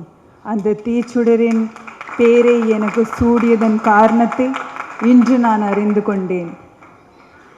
மோகன் சார் எனக்கு திரௌபதி தேவியா திரௌபதி 2ல் அந்த பேரை எனக்கு சூடியதன் காரணத்தை இன்று நான் அறிந்து கொண்டேன். ஏன்னா அவ்வளோ ஸ்ட்ராங் அண்ட் பவர்ஃபுல்லான கேரக்டர். இந்த கதை வந்து 14th centuryயில் எழுதப்பட்டிருக்கிற ஒரு கதை. அந்த டைம் வந்து பேட்ரியார்க்கல் சொசைட்டி. அந்த பேட்ரியார்க்கல் சொசைட்டியில் இந்த மாதிரியான ஒரு ஃபீமேல் கேரக்டர் எழுதப்பட்டிருக்குன்னு நான் கேட்கும்போது எனக்கு ரொம்ப புதுசாகவும் ரொம்ப சந்தோஷமாகவும் இருந்தது. அண்ட் எனக்கு என்னை நம்பி எனக்கு திரௌபதி தேவி கொடுத்த மோகன் சாருக்கு ரொம்ப ரொம்ப நன்றி. இந்த கேரக்டருக்குள்ளே எனக்கு வர்றதுக்கு ரொம்ப கஷ்டமாக தான் இருந்துச்சு. அதே மாதிரி இந்த கேரக்டர் விட்டு வெளியே போகிறதும் எனக்கு ரொம்ப கஷ்டமாக தான் இருந்துச்சு. ஸோ நான் இந்த கேரக்டருக்கு எவ்வளோ ஜஸ்டிஸ் பண்ண முடியுமோ நான் பண்ணியிருக்கேன்னு நான் நம்புகிறேன். நீங்கள் எல்லோரும் பார்த்துட்டு தான் மற்றபடி சொல்லணும். மோகன் சாரை பற்றி நான் கடைசியாக சொல்கிறேன். ஏன்னா அவர் தானே விளக்கு, கடைசியில் பற்ற வைக்கலாம். I would like to thank the producers of this movie, producer Chola Chakravarti sir and Netaji Productions. எனக்கு இந்த வாய்ப்பு கொடுத்ததுக்கு ரொம்ப ரொம்ப நன்றி சார். அண்ட் காடவரையரே Richard Rishi sir, my co-actor. நான் ஃபர்ஸ்ட் டைம் சார் ஆஃபீஸில் பார்க்கும்போது சத்தியமாக ரொம்ப வருஷமாக தெரிஞ்ச ஒரு ஃப்ரெண்டுக்கிட்ட பேசுகிற மாதிரி தான் இருந்துச்சு. அவ்வளோ கம்ஃபர்ட் அண்ட் கேர் எனக்கு கொடுத்ததுக்கு ரொம்ப ரொம்ப நன்றி. அண்ட் செட்டில் எப்போவுமே ரொம்ப சார்மிங் காம் அண்ட் கம்போஸ்டாக தான் இருப்பாங்க. அண்ட் படத்துலேயும் ட்ரெய்லர்லேயும் உங்களுக்கு பார்க்க முடியும் அவங்களோட எஃபர்ட் எவ்வளோ அவங்க போட்டிருக்குன்னு. I really admire that. So thank you so much. And of course அவர் டிஓபி ஃபிலிப் சுந்தர் சார். சத்தியமாக நான் அவரோட வாய்ஸே ஷூட் டைமில் நான் கேட்டதே இல்லை. அவங்க பேசுவாங்க, ஆனால் அவங்களோட வாய்ஸே நான் கேட்டதில்லை. என்கிட்ட வந்து ஏதோ சொல்லும்போதும் நான் வந்து ஓகே அவங்க வாய்ஸ் எப்படி இருக்கும்னு எனக்கு தெரியாது. ஷூட் டைமில் ஃபுல் ஷூட் முடிச்சுட்டு தான் நான் அவங்கக்கிட்ட பேசும்போது எனக்கு தெரியும் இதுதான் இவங்களோட வாய்ஸுன்னு. நான் சாரை போய் காம் அண்ட் கம்போஸ்ன்னு சொன்னேன். அவங்க தான் ரொம்ப அதை விட ரொம்ப காம் அண்ட் கம்போஸ்டான ஒரு ஆள். அண்ட் கிளியர்லி பேஜில் இல்லை, விஷனில் தான் இருக்குது. அவங்க ஃப்ரேம்ஸ் பார்த்தாலே தெரியும். Thank you so much sir for those beautiful visuals. Thank you so much. And of course and I would like to thank the editor Devaraj sir. இங்கே இருக்காங்களா? எங்கேன்னு தெரியாது. Okay, thank you so much sir. அவங்களும் செட்டில் நான் அவங்கள எடிட்டில் இல்லாமல் நான் அவரை தனியாக சும்மா நிற்கிறது நான் பார்த்ததே இல்லை. அவ்வளோ ஹார்ட் ஒர்க்கிங்கான பர்சன். அவங்க அவ்வளோ ஹார்ட் ஒர்க் பண்ணியிருக்காங்க இந்த படத்துக்காக. Thank you so much. And Ghibran sir, my favourite song எம்கோனே வந்து நீங்கள் அவ்வளோ அழகாக கம்போஸ் பண்ணியிருக்கீங்க. அந்த லிரிக்ஸாக இருந்தாலும் எல்லாமே எல்லாருக்குள்ளே ஒரு ஆழமாக அது போய் தட்டுது எங்கேயோ. அண்ட் கண்டிப்பாக படத்தில் நீங்கள் தெரிக்க விட்டுருக்கீங்கன்னு எங்களுக்கு தெரியும். Thank you so much sir. எனக்கு இந்த படத்தில் ஒர்க் பண்ண மற்ற எல்லா கோ ஆக்டர்ஸுக்கும் ரொம்ப ரொம்ப நன்றி. ஏன்னா அவங்க வந்து சில பேர் வந்து மும்பையில் நம்ம லாங்குவேஜே தெரியாமல் வந்து அவ்வளோ கலெக்டிவ் கொலாபரேஷனில் வந்து பண்ணியிருக்காங்க.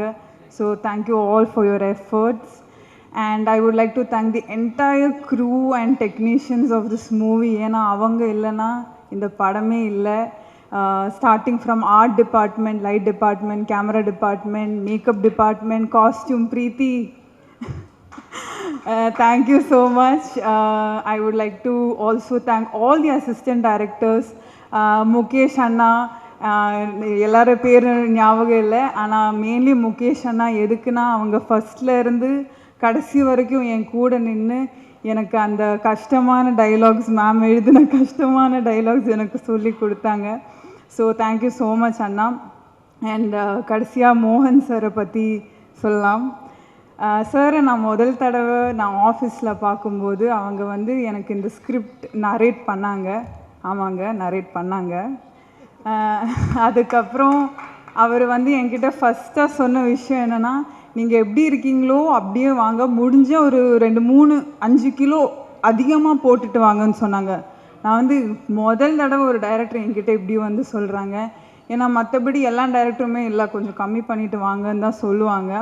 ஆனால் இந்த கேரக்டருக்கு அப்படி தான் வேணும்னு சொன்னாங்க. ஸோ எனக்கு அது ரொம்ப சந்தோஷமாக தான் இருந்துச்சு. ஆஸ் அ டைரக்டராக அவரோட செட்டு வந்து அவ்வளோ சூப்பராக இருக்கும். நான் இது சும்மா பேச்சுக்காக சொல்லலை, ரொம்ப தெளிவான டைரக்டர். ஒரு ஆர்டிஸ்ட்டுக்கு எவ்வளோ ஈஸியாக எங்களோட ஒர்க் எவ்வளோ ஈஸி பண்ண முடியுமோ அவ்வளோ ஈஸி பண்ணி கொடுத்துருக்காங்க. அவங்களுக்கு நம்ம இப்போது எனக்கு வேலையே இல்லை, நாங்கள் போனால் எல்லாமே ரெடியாக தான் இருக்கும். நம்ம ஷார்ட்டுக்கு வந்தால் போதும், டைலாக் படித்தா போதும், அவ்வளோதான். வந்து அவங்களோட அந்த கிளாரிட்டி, அந்த கான்ஃபிடென்ஸ் அண்ட் பிளானிங்னால மட்டும்தான் இந்த ஷூட் இவ்வளோ சீக்கிரம் இவ்வளோ கம்மி நாளில் முடிக்க முடிஞ்சிச்சுன்னு நான் நம்புகிறேன். And also more than a director, he's a very big well-wisher. அவங்களோட ஃபேமிலியும் எனக்கு ஒரு நல்ல ஒரு வெல்விஷர். ஸோ நான் இந்த கான்ட்ரவர்சி வந்ததும் நான் சாருக்கு ஃபோன் அடிச்சுட்டு என்ன சார் இப்படி சொல்கிறாங்க, எனக்கு சத்தியமாக புரியல ஏன் சார் இப்படி சொன்னாங்கன்னு கேட்கும்போது, அவர்கிட்ட இருந்து நான் கற்றுக்கின ஒரு பெரிய விஷயம் என்னென்னா, நம்மளை பற்றி இந்த மாதிரி ரூமர்ஸ், காசிப்ஸ் இல்லைனா விமர்சனம் வந்துட்டே இருக்குங்க, அதெல்லாம் நாங்கள் தாண்டி கடந்து வந்துடணும் ஒரு இடத்துக்குன்னு சொன்னாங்க. அப்போ நான் யோசித்தேன், அந்த தாண்டி கடந்து வர ஒரு ப்ராசஸ் இருக்குல்ல, அந்த ப்ராசஸில் அவரை யாரையும் ஹர்ட் பண்ணாமல், டீஃபேம் பண்ணாமல், கீழே போடாமல் இன்றைக்கி அவங்க வந்து நிற்கிறாங்கன்னா, அவங்க எல்லா ஆர்டிஸ்ட்டும் இங்கே ஒர்க் பண்ணியிருக்க எல்லா ஆர்டிஸ்ட்டுக்கும் தெரியும், எல்லா ஆர்ட் ஃபார்ம்ஸையும் அவ்வளோ ரெஸ்பெக்ட் பண்ணுற ஒருத்தர். அவங்க கொடுத்த அந்த ரெஸ்பெக்டும் கம்ஃபர்டபிலிட்டினால் மட்டும்தான் எங்களால் அவங்க கூட இவ்வளோ ஈஸியாக ஒர்க் பண்ண முடிஞ்சுது. And also I would like to thank him once again for giving me this opportunity. இன்னைக்கு அவர் எல்லாமே கடந்து வந்து பொங்கல் ரிலீஸுக்கு வரோம் திரௌபதி 2. பொங்கலுக்கு நம்ம தமிழ் வரலாறை பற்றி ஒரு படம் வருதுங்க, திரௌபதி 2. எல்லாரும் ஃபேமிலி கூட வந்து Jan 15th வந்து தியேட்டரில் பாருங்கள். எங்களை எல்லாரையும் சப்போர்ட் பண்ணுங்கள். நன்றி, வணக்கம். தேங்க்யூ. எல்லாருக்கும் வணக்கம். சாரி லேட்டாக வந்ததுக்கு. இது ஒரு அன்எக்ஸ்பெக்டட் பிளான். திடீர்னு சொன்னாங்க, நான் வேறு ஊரில் இருந்தேன். ஸோ அடித்து பிடிச்சி டக்கு டக்குன்னு ஓடி வந்துட்டேன். ஸோ மன்னிச்சிடுங்க. திரௌபதி பார்ட் 1 எந்த அளவுக்கு பண்ணிச்சோ இந்த படம் அதை விட நல்லா பண்ணோன்னு நாங்கள்லாம் நம்புகிறோம். நீங்களும் ட்ரெய்லர்லாம் பார்த்துருப்பீங்க, பிடிச்சிருக்கோன்னு நினைக்கிறோம். ஸோ எப்போ படம் ரிலீஸ் ஆகுதோ அப்போ பாருங்கள். பிடிச்சிருந்தா சப்போர்ட் பண்ணுங்கள். எங்கள் க்ரூவை நம்பி வந்த இந்த படத்தில் வந்திருக்க எல்லாருக்குமே என்னோடய நன்றி, ப்ரொடியூசர் உள்பட. ஸோ மற்றதெல்லாம் மோகன் பேசுவாப்பில். தேங்க்யூ.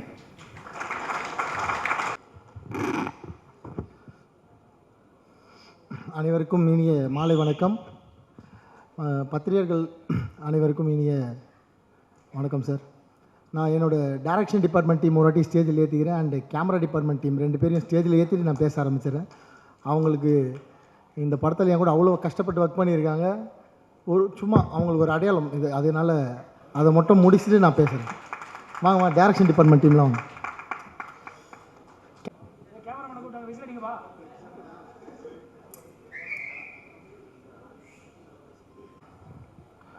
ஏன்னா இது வந்து எனக்கு முதல் படம் மாதிரி தான் இருந்தது. நான் 5வது படம் எனக்கு. ஸ்டில் ஒரு பீரியட் ஃபிலிம் பண்ணுறோம் அப்படின்றதால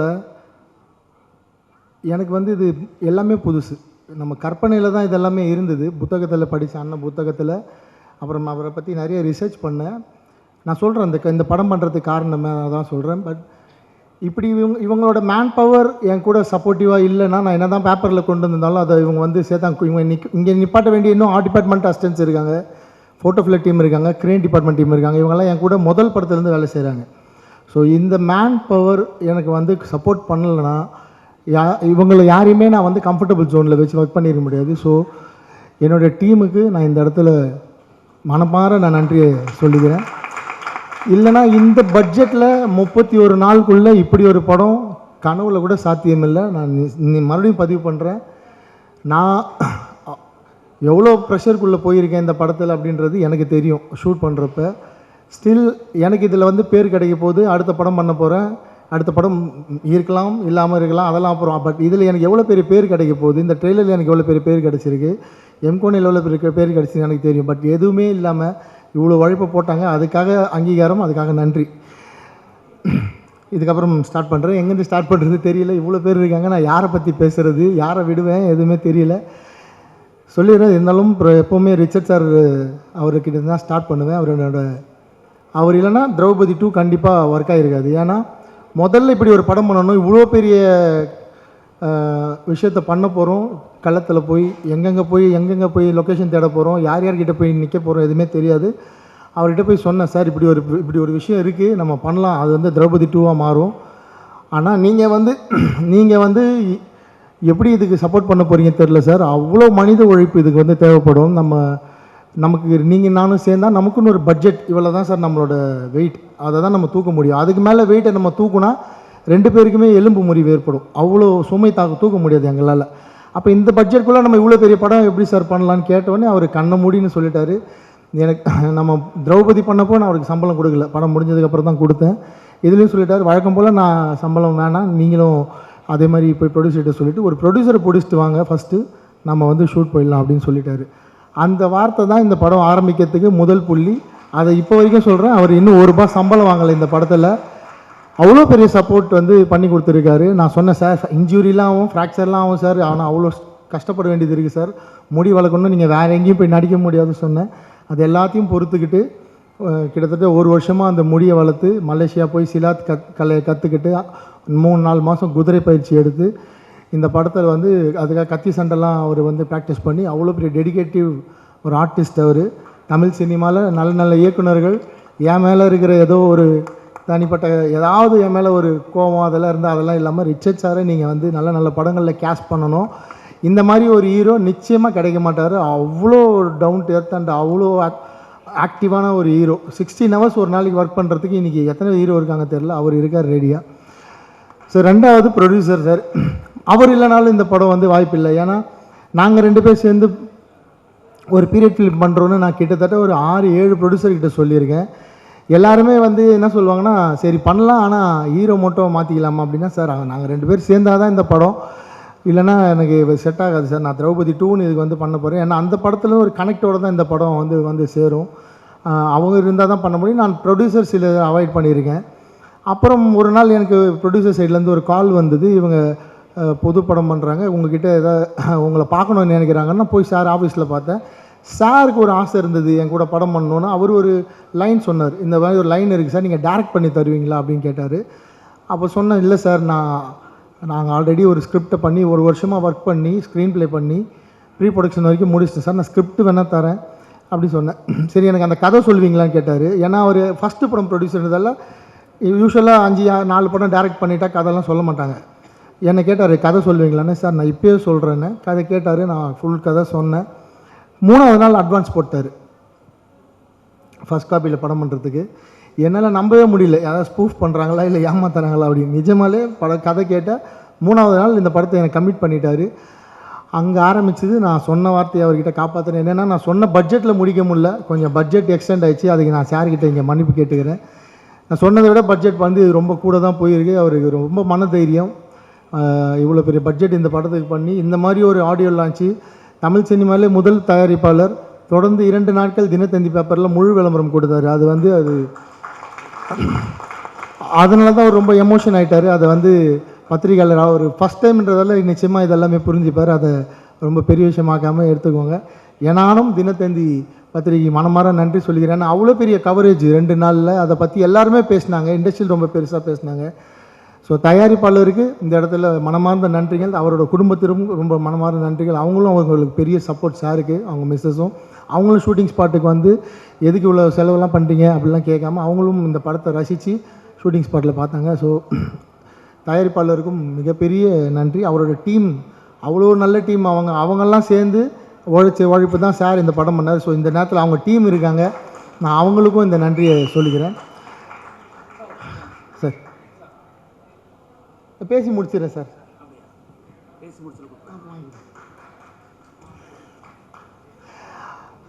அடுத்து இதுக்கப்புறம் என் கூட ஒர்க் பண்ணுற டீம் எப்போவுமே ஒர்க் பண்ணுற டீம் தான், புதுசாக யாரும் இல்லை, அதே டீம் தான் இருக்காங்க. அண்டு ஹீரோ அப்படி தான் இருக்கார், ப்ரொடியூசரும் கிடைச்சிட்டாரு. ஸோ முக்கியமான ஒரு கேரக்டர் இருக்குது படத்தில், யாருன்னா கேமராமேன். என்னென்னா நான் ரொம்ப ராவாக ரொம்ப டார்க்காக படம் எடுக்கிற டைரக்டர். ஸோ எனக்கு இந்த படம் வந்து அப்படி ப்ரெசென்ட் பண்ண விருப்பம் இல்லை. ஏன்னா யூஸ்வலாக பீரியட் ஃபிலிம்னால் அப்படி தான் இருக்கும். பட் நான் கொஞ்சம் இந்த படத்தை வந்து கலர்ஃபுல்லாக பண்ணணும் அப்படின்னு ஆசைப்பட்டேன். ஹர்காரான்னு ஒரு படம் நான் பார்த்தேன், அதில் அந்த பீரியட் ஃபிலிம் வந்து ரொம்ப பட்ஜெட்டில் அவ்வளோ குவாலிட்டியாக பண்ணியிருந்தார். ஸோ அவர் யூஎஸில் இருந்தார். அப்போ சார் நாராயணன் சார் இருக்கார், அவர்கிட்ட தான் ஒரு நம்பரை தேடி கண்டுபிடிச்சி சொல்லி வாங்கி ஃபோனில் தான் பேசினேன். நான் நேர்லேயே பார்க்காம கமிட் பண்ணேன் கேமராமேனை. இதுதான் ஃபோன்லேயே பேசி அவர் கேரக்டர் எனக்கு புரிச்சு நேர்லேயே பார்க்கல. ஷூட்டுக்கு ஒரு மாதத்துக்கு முன்னாடி தான் சார் வந்து இந்த க்ரூவில் ஜாயின் பண்ணார். அப்போ தான் அவர் முத பார்க்குறேன். வரத்துக்கு முன்னாடியே அட்வான்ஸ் போட்டேன். நான் கேமராமேனை பார்க்காமலே இந்த படத்துக்கு வந்து அட்வான்ஸ் போட்டேன். நட்டி என்ன சிரிக்கிறாங்க, இதெல்லாம் எப்போ சாத்தியம், நிஜமாக அப்படி தான் நடந்தது. ஆனால் அவர் வந்ததுக்கப்புறம் நாங்கள் வந்து இந்த லொக்கேஷன்ஸ் எல்லாம் தேடி, அவர் அதிகம்லாம் பேச மாட்டார், பட் அவ்வளோ ஜீனியஸ், அவ்வளோ நாலேஜ், அவ்வளோ ஸ்பீடு. நான் 31 நாளில் உழைச்சிடலாம். நான் வந்து என் கையில் காஸ்டியூம் இருக்குது, ஸ்கிரிப்ட் இருக்குது, ஆர்டிஸ்ட் இருக்காங்க. பட் அந்த லைட் பண்ணணும், நான் அந்த கன்சிஸ்டன்சி மெயின்டைன் பண்ணணும், அதில் ஒரு விஷயம் அவர் வந்து வாங்கணும். அவங்க ஒரு உழைப்பு கிடைச்சது தான் அந்த அப்ளாஸ். ஸோ கேமராமேன் சாருக்கு அவ்வளோ பெரிய நன்றிகள் இந்த இடத்துல. அதுக்கு ஈக்குவலான அதெல்லாமே அவங்க ஃப்ரெண்ட்ஸ். ஸோ அதுக்கு ஈக்குவலான ஒருத்தர் மனுஷனோட உழைப்பு இருக்குது. அவர் வந்து ஆர்ட் டைரக்டர். ஸோ என் கூட போன படம் கமல் சார் வந்து பகாசுரன் ஒர்க் பண்ணியிருந்தார். ஸோ பகாசுரனில் நாங்கள் எங்களுக்குள்ளே ஏற்பட்ட நல்ல நட்பு இந்த படத்தில் வந்து அவர் ரொம்ப ஈஸியாக மெனக்கெடாமல் ஒர்க் பண்ணிவிட்டு ட்ரெய்லர் பார்த்துட்டு நான் தான் இந்த படத்துக்கு ஆர்ட் டைரக்டரான்னு ஃபோன் பண்ணி கேட்டார். ஏன்னா நாங்கள் விஎஃப்எக்ஸ் வந்து இந்த படத்தில் வந்து அவ்வளோ சேர்த்துருக்கோம். உங்களுக்கு ட்ரெய்லரில் சில ஷாட்ஸ்லாம் விஎஃப்எக்ஸ் கொஞ்சம் சுமாராக இருக்குது அப்படின்னு சொன்னீங்க. அந்த ஒரு ஷாட் தான் உங்களுக்கு தெரிஞ்சு. அது இல்லாமல் நிறைய விஎஃப்எக்ஸ் பண்ணியிருக்காங்க லைட்ஸ் ஆன் மீடியா. ரொம்ப ரொம்ப சந்தோஷம் அந்த கம்பெனிக்கு. வெங்கி சார் ஒர்க் பண்ணியிருக்காரு அண்டு சுந்தர் சார் இருக்கார். அவங்களோட ஒர்க் அதனால தான் ஆர்ட் டைரக்டர் வந்து அப்படி ஒரு விஷயம் கேட்டார், இது நம்ம தான் ஒர்க் பண்ணோமான்னு. அவங்களும் ஒரு நாள் ஷூட்டிங் ஸ்பாட்டில் இருந்து ரொம்ப பிளான்டாக டெக்னிக்கலாக பண்ண ஒரு படம் இன் கன்ஸ்டெயின்ட் பட்ஜெட். அதுதான் ரொம்ப முக்கியம். இது நான் திரௌபதி எப்படி வந்து க்ரௌட் ஃபண்டிங்கில் 45-50 லட்சத்துக்குள்ளே ஒரு படத்தை பண்ணி அவங்க கலெக்ஷனை காட்டணும்னு, அது மாதிரி இந்த திரௌபதி 2 ஒரு நாங்கள் பிளான் பண்ண ஒரு பட்ஜெட், ஒரு பிளான் பண்ண டேஸ்க்குள்ளே ஒரு பீரியட் ஃபிலிம் பண்ண முடியும்னு நாங்கள் பண்ணியிருக்கோம். நிச்சயமாக இந்த படம் ஜெயிச்சிட்டா இது வந்து ஒரு பெரிய பெஞ்ச் மார்க்காக மாறும். பல பேருக்கு ஒரு உந்துதலாக மாறும். இப்படி ஒரு படங்கள் இந்த மாதிரி பிளான் பண்ணி எடுக்கலான்னு நான் அந்த ஹார்ட் டிஸ்க் வச்சுருக்கேன். 31 டேஸில் எடுத்த ஹார்ட் டிஸ்க் நான் வந்து டெலீட் பண்ண மாட்டேன், வச்சுருக்கேன். பிற்காலத்தில் யார் வந்து எப்படி பண்ணிங்க கேட்டாலும் நான் நிச்சயமாக அவங்களுக்கு வந்து அதை போட்டு காட்டுறேன், எப்படி ஷூட் பண்ணோம், எப்படி பிளான் பண்ணணும்னு. நான் இப்போ ஒவ்வொருத்தரை பற்றி பேசிட்டு இருந்தால் அது ரொம்ப லென்த்தாக போயிட்டு இருக்கும். ஸோ கடகடன்னு போயிடுறேன். அடுத்து ஹீரோயின், ஒரு 25 ஹீரோயின் சும்மா தேடி பார்த்துட்டு நான் நினைக்கிற மாதிரி ஒரு முகம் வேணும். திரௌபதி 1 அப்படி இருந்தாங்க அந்த ஹீரோயின். அவங்க வந்து அந்த கதாபாத்திரத்துக்கு அவ்வளோ ஃபிட்டாக இருந்தாங்க. ஸோ திரௌபதி 2க்கும் வந்து நிச்சயமாக அது எதிர்பார்ப்பாங்க. நான் இவங்களை வந்து முத என்ன பார்க்க வரப்போ ஜீன்ஸ் பேண்ட் டிஷர்ட்டில் தான் வந்தாங்க. அப்படி தானே மேடம் வந்தீங்க? இல்லை ஜீன்ஸ் பேண்ட் டிஷர்ட்டில் தான் வந்தாங்க முத என்னை பார்க்குறப்ப. எனக்கு நான் பார்த்தது அந்த முகம், அந்த கண். நான் திரௌபதியாக ஒரு அரசியாக ஒரு கதாபாத்திரம் எழுதுனதை நான் வந்து அவங்க முகத்தில் பார்த்தேன், அந்த சிரிப்பில் பார்த்தேன். அப்போவே சொல்லிட்டேன், நீங்கள் கன்ஃபார்மாக பண்ணுவீங்க. பட் இதில் இவ்வளோ பெரிய வரலாறு இருக்குது.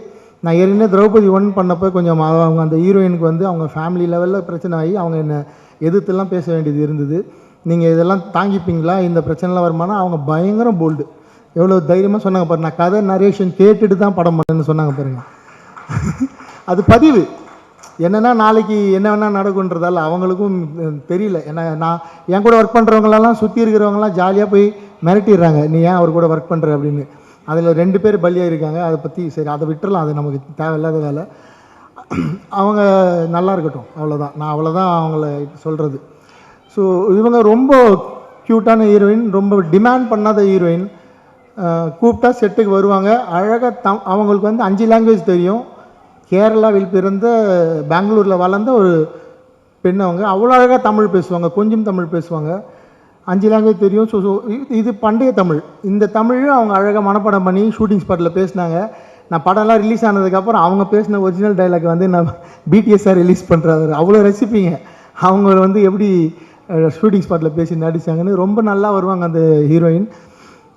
பர்ஃபார்மன்ஸ் ஓரியன்ட் ஹீரோயின்ஸ் கிடைக்கிறது கஷ்டம். வேறு மாதிரி எப்படி வேணால் நடித்து பேர் வாங்கிடலாம், ஆனால் பர்ஃபார்ம் பண்ணி பேர் வாங்குறது கஷ்டம். ஸோ ரக்ஷனா இந்துச்சூடன் அந்த வரிசையில் நிச்சயமாக ஒரு முக்கிய இடம் பிடிப்பாங்க. உங்களுக்கு ஒரு வரலாறு இருக்குது தமிழ் சினிமாவில். அண்டு பரணி அண்ணன், கடகடன் போயிடுறேன் ஃபாஸ்ட்டாக. பரணி அண்ணன் ஃபஸ்ட்டு படத்துலேயே ஒர்க் பண்ண வேண்டியது ஏதோ ஒரு காரணம், பட்ஜெட் அது இதுன்னு வந்து மிஸ் ஆகிடுச்சு. அங்கேருந்து அவர் கூட 2வது படம் 3வது படம் பண்ணாச்சு. கடைசி 5வது படம் நான் முதல்ல ஒரு வில்லனா நடிகன்னு சொன்னேன். அவருக்கு ஒரு ஆசையை காட்டினேன். அதுக்கப்புறம் அவருக்கு அந்த லுக் டெஸ்ட் பார்த்தேன், எனக்கு திருப்தியாக இல்லை. அண்ணா இன்னொரு ரோல் இருக்குது, அது பண்ணுங்கண்ணா. அவர் கொஞ்சம் பயந்தார். நான் என் நம்பி பண்ணுங்கண்ணா, நிச்சயமாக இது வந்து நல்ல பேர் கொடுக்குன்னு. அவர் அவ்வளோ சூப்பராக பண்ணியிருக்காரு. அவர் சொல்ல போகிற டைலாக் தான் இந்த படத்தோட ஒரு ஜஸ்டிஃபிகேஷனு. அவர் எடுத்திருக்க ஒரு ரோல், அவர் ஒரு விஷயம் சொல்லுவார் படத்தில், அதுதான் இந்த படத்தில் வந்து நாங்கள் அந்த படத்தோட சொல்ல வந்த முக்கியமான விஷயம் அதுதான். ஸோ அவர் ரோல் வந்து ரொம்ப பெருசாக பேசப்படும். And Chirag Jani sir and then Dinesh Lamba sir, அவங்க 2 பேரும் இங்கிலீஷில் பேசினா தான் அவங்களுக்கு புரியும், இங்கிலீஷ் வருது, ஆனால் பழகிட்டேன் அவங்க கூட பேரை சொன்னாலே. ஸோ அவங்க 2 பேரும் ஃப்ரம் மும்பை. அவங்க 2 பேருமே இந்த படத்துக்கு அது தேவைப்பட்டது. ஏன் இங்கே நடிகர்களே இல்லையான்ற கேள்வி வரலாம். பட் எந்த முகம் அவர் துக்ளக்கை கேரி பண்ணுற மாதிரியான ஒரு முகம், ஒரு பாவனை இருந்தது சிராக் ஜானி கிட்ட. அவ்வளோ ஈஸியாக கேரி பண்ணியிருக்காரு. அந்த அவர் பேசுகிறப்ப ஷூட்டிங் ஸ்பாட்டில் எங்களுக்கே வந்து இந்த துக்ளக்கை பார்க்குற மாதிரி இருக்கும், அந்த பயம் வரும். And Dinesh Lamba sir very sweet man. அவர் ஒரு ப்ளே பண்ணியிருக்காரு படத்தில், அப்படி ரசிப்பீங்க அதை. அவ்வளோ பாடி லாங்குவேஜ் ஒன்று கொடுத்துருக்கிறாரு, அப்படி இருக்கும் அந்த பாடி லாங்குவேஜ். அப்புறம் இன்னொரு ஹீரோயின் மாதிரி இன்னும் 2 அழகு தேவதைகள் இருக்காங்க படத்தில். Devayani Sharma madam and Divi madam 2 பேருமே. திவி மேடம் வந்து ரிச்சர்ட் சார் கூட ஒரு படத்தில் அவங்க ஹீரோயினாக பண்ணிட்டு இருக்காங்க. நாங்கள் இப்படி ஒரு படம் பண்ணுறோன்னு தெரிஞ்சது உடனே நான் ஹீரோயினாக பண்ணாலும் பரவாயில்ல சார், எனக்கு வந்து ஒரு பீரியட் ஃபிலிமில் இப்படி ஒரு காஸ்டியூமில் நான் வரணும், சரி எனக்கு எப்படியாவது உள்ளே கொண்டு வாங்க அப்படின்னு சொல்லி சண்டை போட்டு உள்ளே வந்துட்டாங்க. நான் சொன்னேன், நீங்கள் ஹீரோயினாக ஒர்க் பண்ணுறீங்க மேடம், வேண்டாம் இந்த ரோல் அப்படின்னு சொன்னேன். பட் வந்தாங்க. பட் அவங்களுக்காக நான் அந்த ரோலை எக்ஸ்டெண்ட் பண்ணிக்கிட்டேன், பெருசாக்கிட்டேன். ஐ டெவலப்ட் யுவர் கேரக்டர். ஸோ அவங்க பேசுகிற வசனங்களும் அவங்க படத்தில் ஒரு முக்கியமான இடத்துல ஒரு திருப்பத்தை ஏற்படுத்துவாங்க. அதுவுமே அவங்க அவ்வளோ அழகாக, அவங்களுக்கு தமிழ் தெரியாது, தெலுங்கு தான் அவங்க, ஆனால் தமிழை புரிஞ்சிக்கிட்டு தமிழில் தான் அந்த சீன் நடித்தாங்க. அவ்வளோ கஷ்டப்பட்டு அதுக்கு தான் அவங்க வந்துட்டு தேங்க்ஸ் சொன்னாங்க என்னோடய கோ டைரக்டருக்கு. அண்ட் தேவயானி சர்மா மேடம், அவங்களும் மகாராஷ்டிரா, மும்பை. அவங்க வந்து துக்ளக்கோட ஒய்ஃப் பண்ணுறாங்க அவங்க அந்த கேரக்டரு. இப்போ அவங்களுக்கு அந்த லுக்கு வேணும். நான் அந்த மாதிரி ஒரு ராணி, ஒரு ஒரு ஒரு துருக்கியிலேருந்து வந்த ஒரு பெண் அப்படின்னு காட்டணுன்னா அந்த லுக்கு வேணும். அந்த லுக்கு வந்து நம்ம எங்கெங்கேயோ தேடி பார்த்தா தமிழ்நாட்டில் யாராவது இருக்காங்களான்னு கிடைக்கவே இல்லை. அவங்க வந்து நான் இன்ஸ்டாகிராமில் தான் பார்த்து அப்புறம் அவங்கள காண்டாக்ட் பண்ணி லுக் டெஸ்ட் பண்ணேன். அவ்வளோ பியூட்டிஃபுல்லாக இருந்தாங்க. இன்றைக்கி தமிழ் சினிமாவில் ஒரு எம்டியான இடம் இருக்குது. இந்த மாதிரியான ஒரு ஒரு அழகிய உடல்வாகு கொண்ட ஒரு கதை, ஒரு ஹீரோயின், ஒரு கேரக்டர் ரோல் பண்ணுறதுக்கு நிச்சயமாக Devayani Sharma fill that space. அவங்கள நிறைய டேரக்டர்ஸ் யூஸ் பண்ணிக்கோங்க. Very comfortable, very quality artist, ரொம்ப குவாலிட்டியாக ஒர்க் பண்ணக்கூடிய வெரி கம்ஃபர்டபுளான artist. And Natty sir, finally நான் பகாசுரன் பண்ணுறப்ப நட்டி சார் கிட்ட சொல்லிட்டேன், நட்டி சார் நம்ம வந்து அடுத்த படம் வந்து ஒரு ஒர்க் பண்ண போகிறோம், என்ன பண்ண போகிறோன்னு தெரியல. அடுத்த படம் நான் ஏதோ 3 படம் 3 ஸ்கிரிப்ட் எழுதியிருக்கேன் சார், நீங்கள் எப்படியாவது அதுக்குள்ளே வந்து பண்ணிவிடுங்க. நான் நட்டி சாருக்கு ஒரு சின்ன மிஸ்டேக் பண்ணேன் பகாசுரனில். நான் அப்போயே சொன்னேன் அதை, சார் மன்னிச்சிருங்க. நான் அதனால அப்போயே சொன்னேன், சார் நான் வந்து கண்டிப்பாக அடுத்த படம் வந்து நான் அதை காம்பன்சேட் பண்ணிக்கிறேன் சார் அப்படின்னு. அவர் எனக்கு அண்ணன் மாதிரி, கூட பிறந்தவர் மாதிரி. நான் ரொம்ப உரிமையாக பேசலாம் நட்டி அண்ணன் கூட, என்ன வேணாலும் பேசலாம், டிஸ்கஸ் பண்ணலாம், டவுட்ஸ் கேட்கலாம். அப்போ நான் இவர்கிட்ட போயிட்டு, அண்ணா நீங்கள் வல்லால மகாராஜ் ஏஐயில் வந்து ஒரு இமேஜ் பண்ணி கொண்டு போய் காட்டினேன், டேய் என்னன்னா இப்படி மாற்றி வச்சுருக்க என்ன அப்படின்னாரு. ஆனால் அண்ணன் வந்து ஒரு தோரணையை வந்து கடைப்பிடிச்சார். சிவாஜி சார் ஒரு எப்படி ஒரு கம்பீரமாக இருப்பார், அந்த ட்ரெஸ் போட்டால் அந்த டைலாக் டெலிவரி சொல்கிறப்ப அந்த மாதிரி ஒரு பாடி லாங்குவேஜை, ஒரு தோரணையை வந்து எடுத்துக்கிட்டு அவர் டைலாக் டெலிவரி ஸ்பீடு, அவருக்கு பிடிச்ச ஒரு பெரிய ஆக்டர் இருக்கார் நம்ம தமிழ் சினிமாவில், சூப்பர் ஸ்டார். அவரோட பாடி லாங்குவேஜ், சிவாஜி சாரோட பாடி லாங்குவேஜ் எடுத்துக்கிட்டு டைலாக் டெலிவரியில் சூப்பர் ஸ்டார் எடுத்துக்கிட்டார். அது பார்க்க அவ்வளோ சூப்பராக இருந்தது. ஆனால் ரொம்ப ஸ்பீடாக போகிறீங்கன்னா, இந்த கேரக்டருக்கு வயசு 80ன்னு அப்படின்னா, டே 80, நான் படித்தேன் வல்லாளரை பற்றி, 80 வயசுலேயே அந்த மனுஷன் பேரரசன் அப்படி தாண்டா இருந்திருக்கான், சண்டை போட்டிருக்காண்டா 80 வயசில் போய், நம்ம இப்படியே பண்ணலாம் கரெக்டாக இருக்குன்னு சொல்லி அந்த கேரக்டருக்கு அவ்வளோ பெரிய ஜஸ்டிஃபிகேஷன் கொடுத்தாரு. நிச்சயமாக நட்டி அண்ணன் பண்ணியிருக்க ரோலில் இது வரைக்கும் நடிச்சிருக்காரு, அவர் கதாநாயகன் நடிச்சிருக்காரு, முக்கியமான ரோலில் நடிச்சிருக்காரு, வில்லனாக பண்ணியிருக்காரு. இந்த கதாபாத்திரம் நட்டி அண்ணனோட லைஃப்பில் ஒரு பெரிய மணிமகுடமாக இருக்கும். அவர் அப்படி ப்ரெசென்ட் பண்ணியிருக்காரு அந்த ரோலை. நாங்கள் வந்து ரிச்சர்ட் சார் ஹீரோ அப்படின்னு சொன்னாலும் அதுக்கு ஈக்குவலான ஒரு கதாபாத்திரம் இன்னொரு ஹீரோ தான் நட்டி அண்ணன் இந்த படத்தில். ஆனால் நம்ம வீரசிம்ம காடவராயனா பண்ணியிருக்க ரிச்சர்ட் சார் தான் படம் ஃபுல்லாக வருவார். நட்டி அண்ணன் ரோல் எல்லாருமே சொல்லிட்டாங்க கதையை, இவரை வந்து தோலை உரிச்சு தொங்க விட்டுருவாங்கன்னு. உண்மை தான். அந்த கதாபாத்திரத்தை அந்த எப்படி தோலை உரிச்சு தொங்க விட போகிறாங்க, நான் யாரும் சொல்லக்கூடாது தான் சொன்னேன், பட் எல்லாம் எமோஷனில் சொல்லிட்டாங்க. சரி, அது எப்படி சும்மா பண்ணியிருக்கோம், ஜாலியாக பாருங்கள். ஸோ தோலை உரிச்சு தொங்க விட்டுருவேன் அப்படின்ற வார்த்தை உருவானது இவர் ஏற்ற கதாபாத்திரமான வீர வல்லால மகாராஜாவோட மரணத்திலேருந்து தான். இன்றைக்கி வரைக்கும் நம்ம அந்த வார்த்தையை பயன்படுத்துகிறோம். அதை பார்க்க போகிறீங்க, திரையரங்களை தெரிஞ்சுக்க போகிறீங்க. ஸோ கிட்டத்தட்ட ஃபஸ்ட் ரோல் இருக்க எல்லாரும் பற்றி பேசிட்டேன். அண்டு ஃபினிஷ் தானே. And Vela Ramamoorthy sir, Vela Ramamoorthy sir வந்து நான் நிஜமாலே நடிகராக பார்க்கல, இவர் பெரிய எழுத்தாளர். நான் அவர்கிட்ட கேட்டிருக்கேன், சார் தென் மாவட்டத்தை பற்றி ஒரு கதை கொடுங்க, நீங்கள் குற்ற பரம்பரைக்கு நிறைய நான் பண்ணுறேன் நீ பண்ணுறேன்னு சொன்னாங்க. எனக்கு அது வேணாம், ஆனால் ஒரு உண்மை சம்பவம் தென் மாவட்டத்தில் நடந்ததை தயவு செஞ்சு எழுதி கொடுங்க அப்படின்னு. அவர் நடிக்கிறப்போ அவர் குரல் அதை எப்படி அவர் வந்து அது இவ்வளோ நாளாக வந்து தாங்கி பிடிச்சின்னு இருக்கார் தெரியல. அப்படியே ஒரு டெலிவரி இருக்கிறப்ப ஒரு சிங்கம் கர்ஜிக்கிற மாதிரி இருக்கும். அவர் ரீடேக்கே கேட்க மனசு வராது, கரெக்ஷனே சொல்ல மனசு வராது. அவர் ஒன் மந்த் போலாண்டா அப்படின்றவர். அவர் நான் ரொம்ப பிடிச்ச ஒரு எழுத்தாளர். அவர் ரொம்ப இயல்பான ஒரு மனிதர். அடுத்தவங்களை பாராட்டுற எழுத்தாளர்கள் ரொம்ப கம்மி. ரொம்ப மிகச்சிறந்த ஒரு மனிதர். சாருக்கு வந்து இந்த ஆரோக்கியம் நீடிக்கணும், அவர் இன்னும் நிறைய படங்கள் நடிக்கணும். நிறைய என்ன மாதிரி இயக்குநர்களுக்கு வந்து ஃபினான்ஷியலியும் இந்த படத்தில் வந்து அவர் எனக்கு சப்போர்ட் பண்ணி தான் இந்த ரோல் பண்ணார். ட்ராவல் பண்ணி வந்து கம்ஃபர்டபுளாக அவ்வளோ சில்லாக ஒர்க் பண்ணார். நாங்கள் கொஞ்சம் அவருக்கு கார் கொடுக்கறதுலாம் கூட சின்ன சின்ன பிரச்சனைகள் இருந்தது, தங்க வைக்கிறதுல பிரச்சனைகள் இருந்தது. எல்லாத்துலேயும் அட்ஜஸ்ட் பண்ணி ஒர்க் பண்ண ஒரு மாமனிதர். ஸோ அவர்கிட்ட நான் வந்து திரும்பி ரெக்வஸ்ட் பண்ணி கேட்டுக்கிறேன், எனக்கு ஒரு நல்ல கதை தென் மாவட்டத்தை பேஸ் பண்ணி கொடுங்க சார். ஆசையாக ஒரு தென் மாவட்டம் சார்ந்த ஒரு படம் பண்ணணும்னு சொல்லி. அண்டு இதுக்கப்புறம் இந்த படத்துக்கு இன்னும் சப்போர்ட்டிவ் வந்தவங்க ரைட்டர் பத்மா சந்திரசேகர் மேம். அவங்க புத்தகம் ஒரு பெண் சாண்டில்யான்னு சொல்லுவாங்க அவங்கள, அந்த மாதிரியான ஒரு எழுத்தாளர். அவ்வளோ அழகாக எழுதுவாங்க. நான் டைலாக்ஸ் எல்லாருக்கும் புரியணும், ஆனால் அது வந்து புது தமிழாக இருக்கணும். இப்போ பேசுகிறவங்களுக்கு கேட்காத ஒரு தமிழாக இருக்கணும். அந்த மாதிரி ஒரு புது புது வார்த்தைகளாக கண்டுபிடிச்சி அவ்வளோ அழகாக வந்து அவங்க எழுதுனாங்க. நான் வந்து டைலாக்கை நம்ம தமிழ் எழுதி கொடுத்துட்டு அவங்கக்கிட்ட சொல்லிவிடுவேன். அவங்க அதை அழகாக ஸ்க்ரீன் பிளேயில் சேர்த்து அவ்வளோ அழகாக எழுதி கொடுத்தாங்க. டைலாக் ஸ்பார்க்கில் கொடுப்பாங்க. ஷூட்டிங் ஸ்பாட்லேருந்து ஃபோன் பண்ணுவேன், மேடம் இமீடியட்டாக ஸ்பாட்டில் இருக்கேன், எனக்கு இப்படி ஒரு டைலாக் மாற்றி கொடுங்கன்னா இமீடியட்டாக மாற்றி கொடுப்பாங்க. அதுலேருந்து வந்த வசனங்கள் தான் ட்ரெய்லரில் கடைசியாக வச்ச ஒன்றே குலம் ஒருவன் அல்ல தேவன் அப்படின்ற டைலாக். அப்படி படிக்கிறப்பவே எனக்கு வந்து லைட்டாக ஷிவரிக்கு வந்துச்சு. இது என்ன மேடம் இப்படி இருக்கு, இது எப்படி ப்ரெசென்ட் பண்ண போகிறோன்னா அவங்க சொன்னாங்க, சார் இந்தியா முழுக்க அத்தனை சமூகங்கள் இருக்குது, அத்தனை மதங்கள் வாழ்கிற ஒரு நாடு இது. இந்த நாடு ஒரு மதத்துக்கு சொந்தமான நாடு இல்லை சார். அதுதான் இந்த வசனத்தோட அர்த்தம். ஒன்றே குலம் ஒருவன் அல்ல தேவன். ஒரு கடவுளை மட்டும் இந்த நாட்டில் நம்ம வழிபடவே முடியாது. இங்கே இருக்கிற அத்தனை கடவுள்களையும் நம்ம மதிக்கணும், அத்தனை கடவுளையும் ஏற்றுக்கணும், அத்தனை கடவுளுக்கான மரியாதையும் கொடுக்கணுன்றது தான் அந்த வார்த்தையோட அர்த்தம். அதுக்கான அந்த பவர் ஸ்க்ரீன் பிளே ட்ரெய்லரில் தெரிஞ்சிருக்கும். அண்ட் இது அண்ணாமலையார் மண் அப்படின்னு வந்து எழுதியிருந்தாங்க. அது நான் வந்து ஸ்ட்ரெஸ் பண்ணி தான் கேட்டுவாங்க, இப்படி ஒரு பவரான இடம் அந்த இடம் அவர் வந்து சொல்லணும். ஏன்னா நீங்கள் ஈஸியாக வந்து எங்களை வந்து அடிமைப்படுத்திட முடியாது, நாங்கள் வந்து அடிமைப்பட மாட்டோன்றதை ஒரே வார்த்தையில் கன்வே பண்ணோம் மேடம் அப்படி தான் சொன்னேன். ஈஸியாக கொடுத்துட்டாங்க. நான் சொன்னேன் ஏற்கனவே போன படத்தில் மண்ணுன்னு சொல்லி தான் இன்றைக்கி வரைக்கும் அனுபவிச்சுன்னு இருக்கேன்.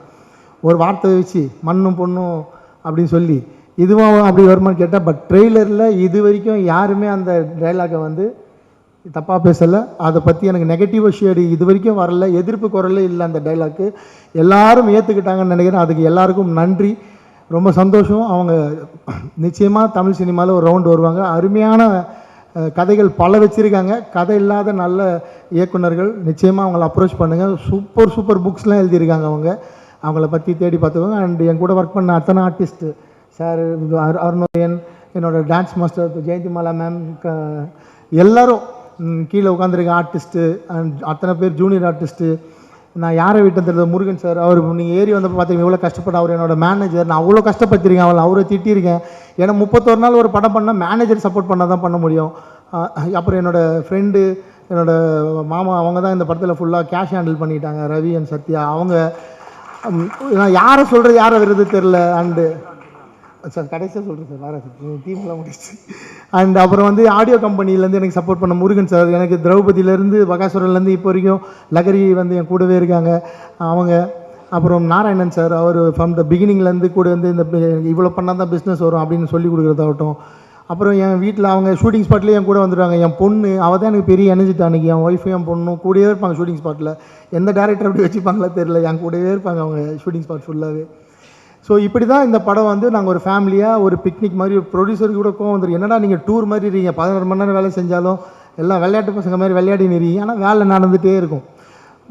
அப்புறம் இந்த நேரத்தில் வந்து மும்பையில் எங்களுக்காக அவ்வளோ உதவி பண்ண அங்கே இருக்கிற சட்டமன்ற உறுப்பினர் அண்ணன் கேப்டன் தமிழ்ச்செல்வன் அண்ணன் அவர்களுக்கும், அவருடைய சகோதரர் இங்கே வந்த அண்ணன் மோகன் அவர்களுக்கும், கராத்த முருகன் அவர்களுக்கும் நன்றி. அவங்க வந்து எங்களுக்கு அவ்வளோ சப்போர்ட் பண்ணாங்க அங்கே. அப்புறம் அங்கே இருந்து ஒர்க் பண்ண லைட்மேன் அவ்வளோ ஸ்பீடாக அவ்வளோ எனர்ஜியாக எல்லாருமே அந்த இடத்துல தான் நின்று வேலை செய்யணும். ஸோ மும்பையிலேருந்து எங்கள் கூட ஒர்க் பண்ண அத்தனை டெக்னீஷியனுக்கும் நான் இந்த நேரத்தில் என்னோடய நன்றியை சொல்லிக்கிறேன். ஸோ இதோட நன்றி முடிஞ்சிருது. நான் எல்லாருக்கும் நன்றி சொல்லிட்டு நினைக்கிறேன். அந்த எங்களுக்காக காம்பேரிங் பண்ண மேடம்க்கும் இந்த டைமில் நன்றி. ஸோ இப்போது கண்டென்ட்குள்ளே வந்துடுறேன் சார்.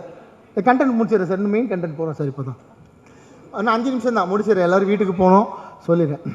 எதுக்காக இந்த படம் அப்படின்னு நான் வந்து பண்ணணும், நான் வேறு கதை தான் பண்ணலான்னு வச்சுருந்தேன். ஒரு சிமெண்ட் ஃபேக்ட்ரியால் ஒரு ஊர் எப்படி பாதிக்கப்படுது அப்படின்றது அரியலூர் மாவட்டத்தை பற்றி படம் எடுக்கணும் தான் நாங்கள் வந்து ஸ்கிரிப்ட் பண்ணோம். அது வந்து பண்ணணும்னு முடிவு பண்ணியிருக்கப்போ எனக்கு வந்து காசி போகிறதுக்கான ஒரு வாய்ப்பு கிடச்சிது. காசி விஸ்வநாதர் கோயில் வாரணாசி போனேன். வாரணாசி போய் நான் அதான் ஃபஸ்ட் டைம் போகிறேன், எனக்கு அதுக்கு முன்னாடி அதை பற்றி தெரியாது. காசி தமிழ் சங்கம் மூலயமா நான் கெஸ்ட்டாக அங்கே போகிறேன். போய் எனக்கு வந்து நான் வந்து பெரிய சிவபக்தன், என்னை பார்க்குறவங்களுக்கு தெரியும். சாமி கும்பிட போயிட்டு சாமியெல்லாம் கும்பிட்டு கோவிலை சுற்றி வரப்போ கோவிலில் ஒரு நந்தி இருக்குது. அந்த நந்தி வந்து நந்தி மட்டும்தான் இருக்குது, நந்தியை ஃபேஸ் பண்ணுற இடம் கேட் போட்டு மூடி இருக்குது. அந்த நந்தி எதை ஃபேஸ் பண்ணியிருக்குன்னா அந்த பக்கம் வந்து நம்ம கூட வாழ்கிற இஸ்லாமிய மக்கள் வழிபடுற மசூதி, ஞானவாபி மசூதி. ஸோ எனக்கு வந்து மிகப்பெரிய ஷாக். உலகமே புனித ஸ்தலமாக நம்ம வீட்டில் யாராவது முன்னோர்கள் பெரியவர்கள் இறந்தாங்கன்னா நம்ம திதி கொடுக்கறதுக்கு போகிறோம். அவ்வளோ பெரிய காசி, அப்படி தான் கேள்விப்பட்டிருக்கேன். காசிக்கு இந்த வயசில் போகவே கூடாதுன்னா வீட்டில் மிரட்டுறாங்க. அந்த மாதிரியான இந்த மதத்துக்கு சொந்தமான அந்த மாதிரி ஒரு புனித ஸ்தலமில் நந்தி பார்க்குற டைரக்ஷனில் ஞானவாபி மசூதி இருக்குது. இது என்ன அரசியல், இது எப்படி, இது ரெண்டும் பக்கத்தில் இருக்குது, அவங்களும் இவங்களும் எப்படி இவ்வளோ ஒத்துமையாக இருக்காங்க, இதுக்குள்ளே என்ன வரலாறு இருக்குதுன்னு கேட்குறப்ப தான் அங்கே அவுரங்கசீப் வந்து அந்த பீரியடில் எப்படி வந்து அந்த கோவிலோட இடத்துல வந்து ஒரு மசூதியை உருவாக்கினார்ன்ற வரலாறு வந்து படிக்க முடிஞ்சுது. அதை படிக்கிறப்ப நான் வந்து இது இங்கே தான் நடந்திருக்கு போல், நமக்கு அதெல்லாம் தெரியாதுன்னு சொல்லிவிட்டு அப்புறமேட்டா நான் வந்து அதை பற்றி கூகுள் பண்ணேன். அதை கூகுள் பண்ணுறப்ப அது வந்து தமிழ்நாட்டையும் கனெக்ட் ஆகுது. ஏன்னா நான் வந்து பத்மாவதி படம் பார்த்துருக்கேன். பத்மாவதி படம் பார்த்தப்போ அதில் வந்து அலாவுதீன் கில்ஜி மாலிக் கஃபூர் பற்றி படிச்சிருக்கேன். நான் கூகுள் பண்ணுறப்ப மாலிக் கஃபூர் பற்றின சொல்கிறேன் சார், லாஸ்ட்டாக சொல்கிறேன் மியூசிக் டைரக்டர். கூகுள் பண்ணுறப்ப அது கனெக்ட் இருக்குது சார், அதனால தான் சொல்கிறேன். நான் கூகுள் பண்ணுறப்ப எனக்கு வந்து மாலிக் கஃபூர் பற்றி படிக்க வருது. மாலிக் கஃபூர் பற்றி படித்தா மாலிக் கஃபூர் வந்து வட இந்தியாவில் மட்டும் பிரச்சனை பண்ணாமல் அவர் வந்து நம்ம சவுத் இந்தியாவிலையும் பிரச்சனை பண்ணியிருக்காரு. மதுரையில் வந்து படையெடுத்திருக்காரு.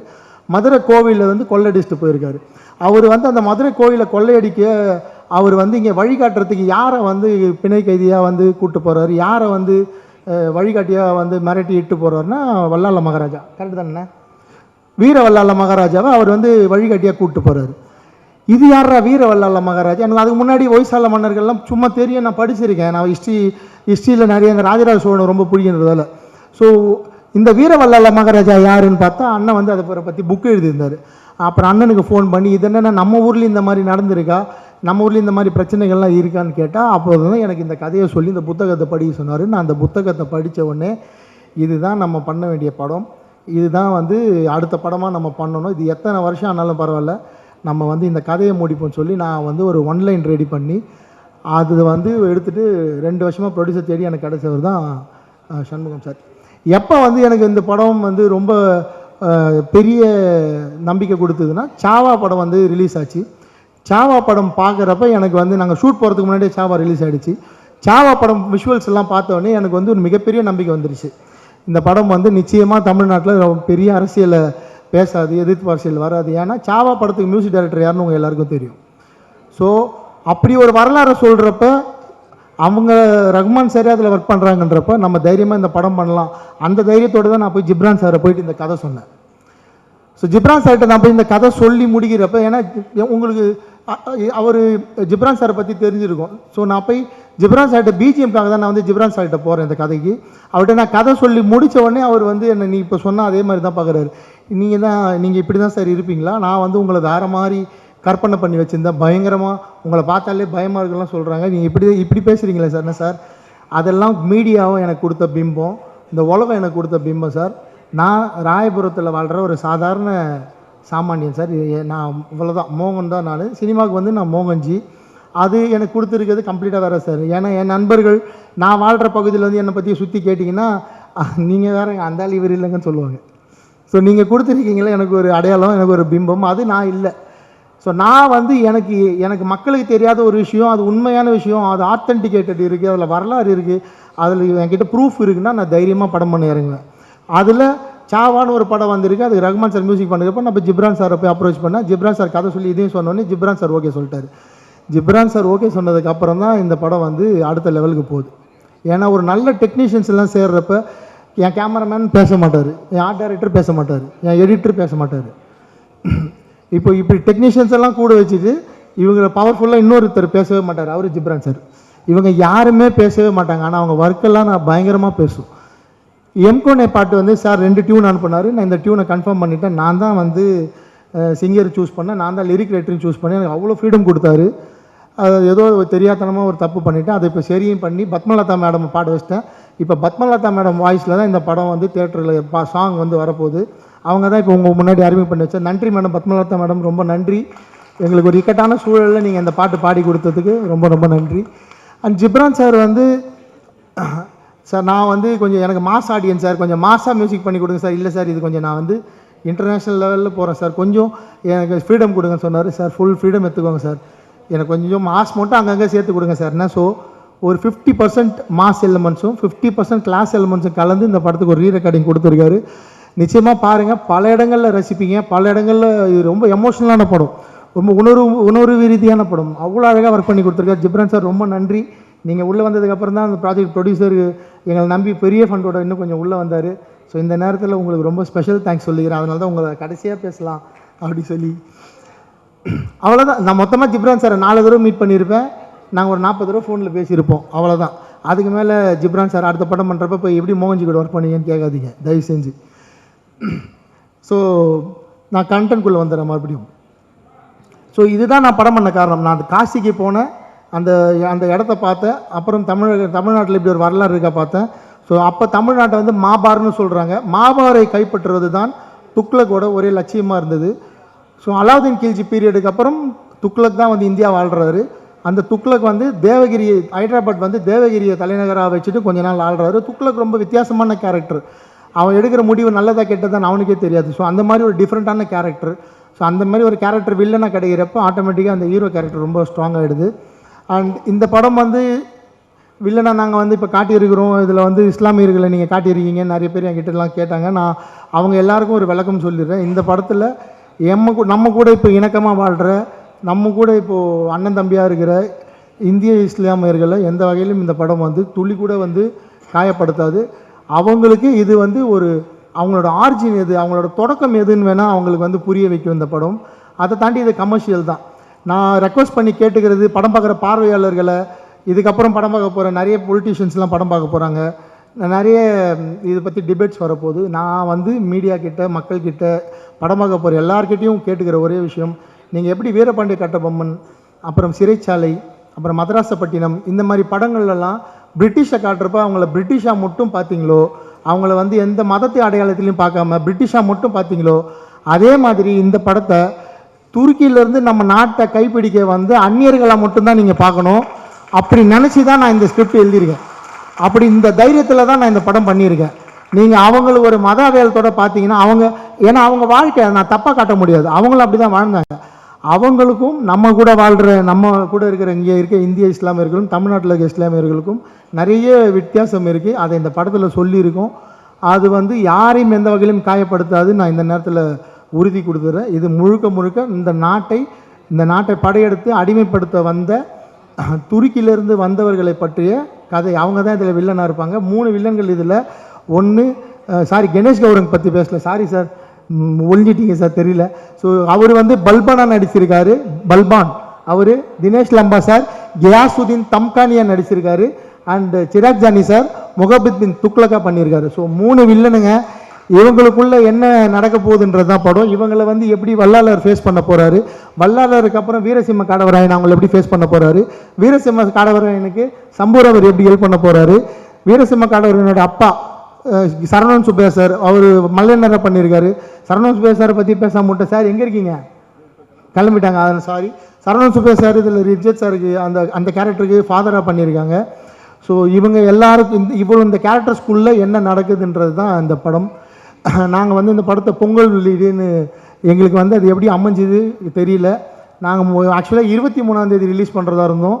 அன்றைக்கி திடீர்னு தலைப்படம் வருதுன்னு சொன்னாங்க. சரி 30ஆம் தேதி போயிடலாம், கொஞ்சம் ஃப்ரீயாக இருக்கும், டிராஃபிக்லாம் வேணாம் சொல்லி 30ஆம் தேதிக்கு பிளான் பண்ணோம். ஏன்னா இந்த படம் 5 மொழியில் நாங்கள் வந்து தயார் பண்ணிட்டோம். தமிழ் இல்லாமல் தெலுங்கு, ஹிந்தி, கன்னடா, மலையாளம் 5 மொழிலையும் இந்த படம் ரெடி ஆச்சு. சென்சார் இன்றைக்கி தெலுங்கு முடிஞ்சிருச்சு, இன்னும் 3 லாங்குவேஜ் சென்சார் தான். ஸோ 30ஆம் தேதி தான் எங்கள் பிளான். இதை வந்து இந்தியா முழுக்க ஒரே டைமில் ரிலீஸ் பண்ணலாம், அந்த பிளானில் தான் இருந்தோம். திடீர்னு ஒரு வேக்கண்ட் ஏற்பட்டதால் டிஸ்ட்ரிபியூட்டர்ஸ்லாம் ஃபோன் பண்ணி இமீடியட்டாக ப்ரொடியூசர்கிட்ட பேசி, சார் நல்ல ஸ்பேஸ் இருக்குது, நீங்கள் சென்சார் சர்டிஃபிகேட் வாங்கிட்டீங்க, நாங்கள் வந்து போனோமா டிசம்பர்லேயே நாங்கள் சென்சார் படத்தை முடிச்சிட்டோம், சென்சார் சர்டிஃபிகேட் வாங்கிட்டீங்க, நீங்கள் வாங்க சார் படம் ரெடினா சொன்ன உடனே டிஸ்ட்ரிபியூட்டர் ஒரு முடிவெடுத்து இந்த படம் பொங்கல் வெளியிடுன்னு சொன்னார். நான் கூட சொன்னேன், சார் இன்னும் கொஞ்சம் எங்களுக்கு டைம் கொடுங்க சார், கொஞ்சம் ஒர்க்கெல்லாம் இருக்குது முடிச்சிக்கிறேன், இல்லை உங்கள் ஒர்க்கை ஸ்பீட் பண்ணுங்கன்னு சொல்லி நான் ஜிப்ரான் சாரை போட்டு 2 நாளாக தூங்க விடாமல் வேலை வாங்கி, கேமராமேன் 3 நாளாக வந்து டிஐ ஸ்டுடியோலேயே தூங்காமல் அங்கேயே தூங்கி எழுந்து, என் கூட ஒர்க் பண்ண தம்பி சுரேந்தர் அவங்க டிஐ டீமில் அவன் தூங்காமல் வேலை பார்த்து, என் சுமன் அசிஸ்டன்ட் டைரக்டர் அவன் என் ஆஃபீஸில் சிஸ்டம்லேருந்து, என் டிசைனர் பிரவீன் அவன் பெங்களூரில் இருக்கான், அவன் 2 நாள் ஆஃபீஸில் லீவ் போட்டு அவனுக்கு புதுசாக குழந்தை பிறந்திருக்கு இப்போ தான் ரீசெண்டாக, அவன் அந்த குழந்தை கூட டைம் பண்ண முடியாமல் என் கூட இவ்வளோ கஷ்டப்பட்டு இந்த படம் பொங்கல் ரிலீஸ்னு போட்டு கொண்டு வந்திருக்கோம். நல்லபடியாக பொங்கலுக்கு ரிலீஸ் ஆகும்னு நினைக்கிறேன். ஏன்னா இவ்வளோ அர்ஜென்ட்டாக வரப்போ பல நெருக்கடிகள் இருக்குது, நிறைய படங்கள் ஒன்று சேருது. கடவுள் எங்கள் கூட துணை இருப்பாருன்னு நினைக்கிறோம். நான் நிச்சயமாக இந்த ப்ரொடியூசரை காப்பாற்றியே ஆகணும். ஏன்னா நான் இது வரைக்கும் எடுத்த எந்த படமும் தயாரிப்பாளருக்கு நஷ்டம் கொடுக்கல. என் மேலே 1000 விமர்சனங்கள் வந்தாலும் நான் இடி தாங்கி மாதிரி அதை தாங்கிக்கிறேன். எந்த தயாரிப்பாளர், நானே தயாரிப்பாளர் இருந்தப்போ நான் நஷ்டப்பட்டதில்லை, வெளியே நம்பி படம் பட்டவங்க நஷ்டப்பட்டதில்லை. என்னால் சம்பாரிச்சவங்க தான் அதிகம் இந்த வயசில், நான் சம்பாதிக்கலனாலும் தயாரிப்பாளரை நான் எப்படியாவது ஜெயிக்க வைக்கணும். அதுக்கு நான் வந்து எந்த முடிவு வேணால் தைரியமாக எடுத்து நான் இந்த படத்தை தேட்டரில் கொண்டு வந்து மக்கள்கிட்ட கொண்டு போய் சேர்ப்பேன். கடைசியாக நான் மக்கள்கிட்ட கேட்குற கேள்வி ஒன்று தான், மக்கள்கிட்ட கேட்டுக்கிற ரெக்வஸ்ட் தான், இவ்வளோ நாள் என்னை சப்போர்ட் பண்ணீங்க, இது என்னோட ஒரு 8 காய் பால் செல்லுது, சின்ன முயற்சி இல்லை. உங்களை நம்பி நீங்கள் இவ்வளோ நாள் கொடுத்த சப்போர்ட்டை நம்பி இவ்வளோ பெரிய முயற்சியில் நான் இறங்கியிருக்கேன். இவ்வளோ பெரிய டீமோட நான் பாம்பேலேருந்து கூப்பிட்டு வந்திருக்கேன் ஆர்டிஸ்ட்டை.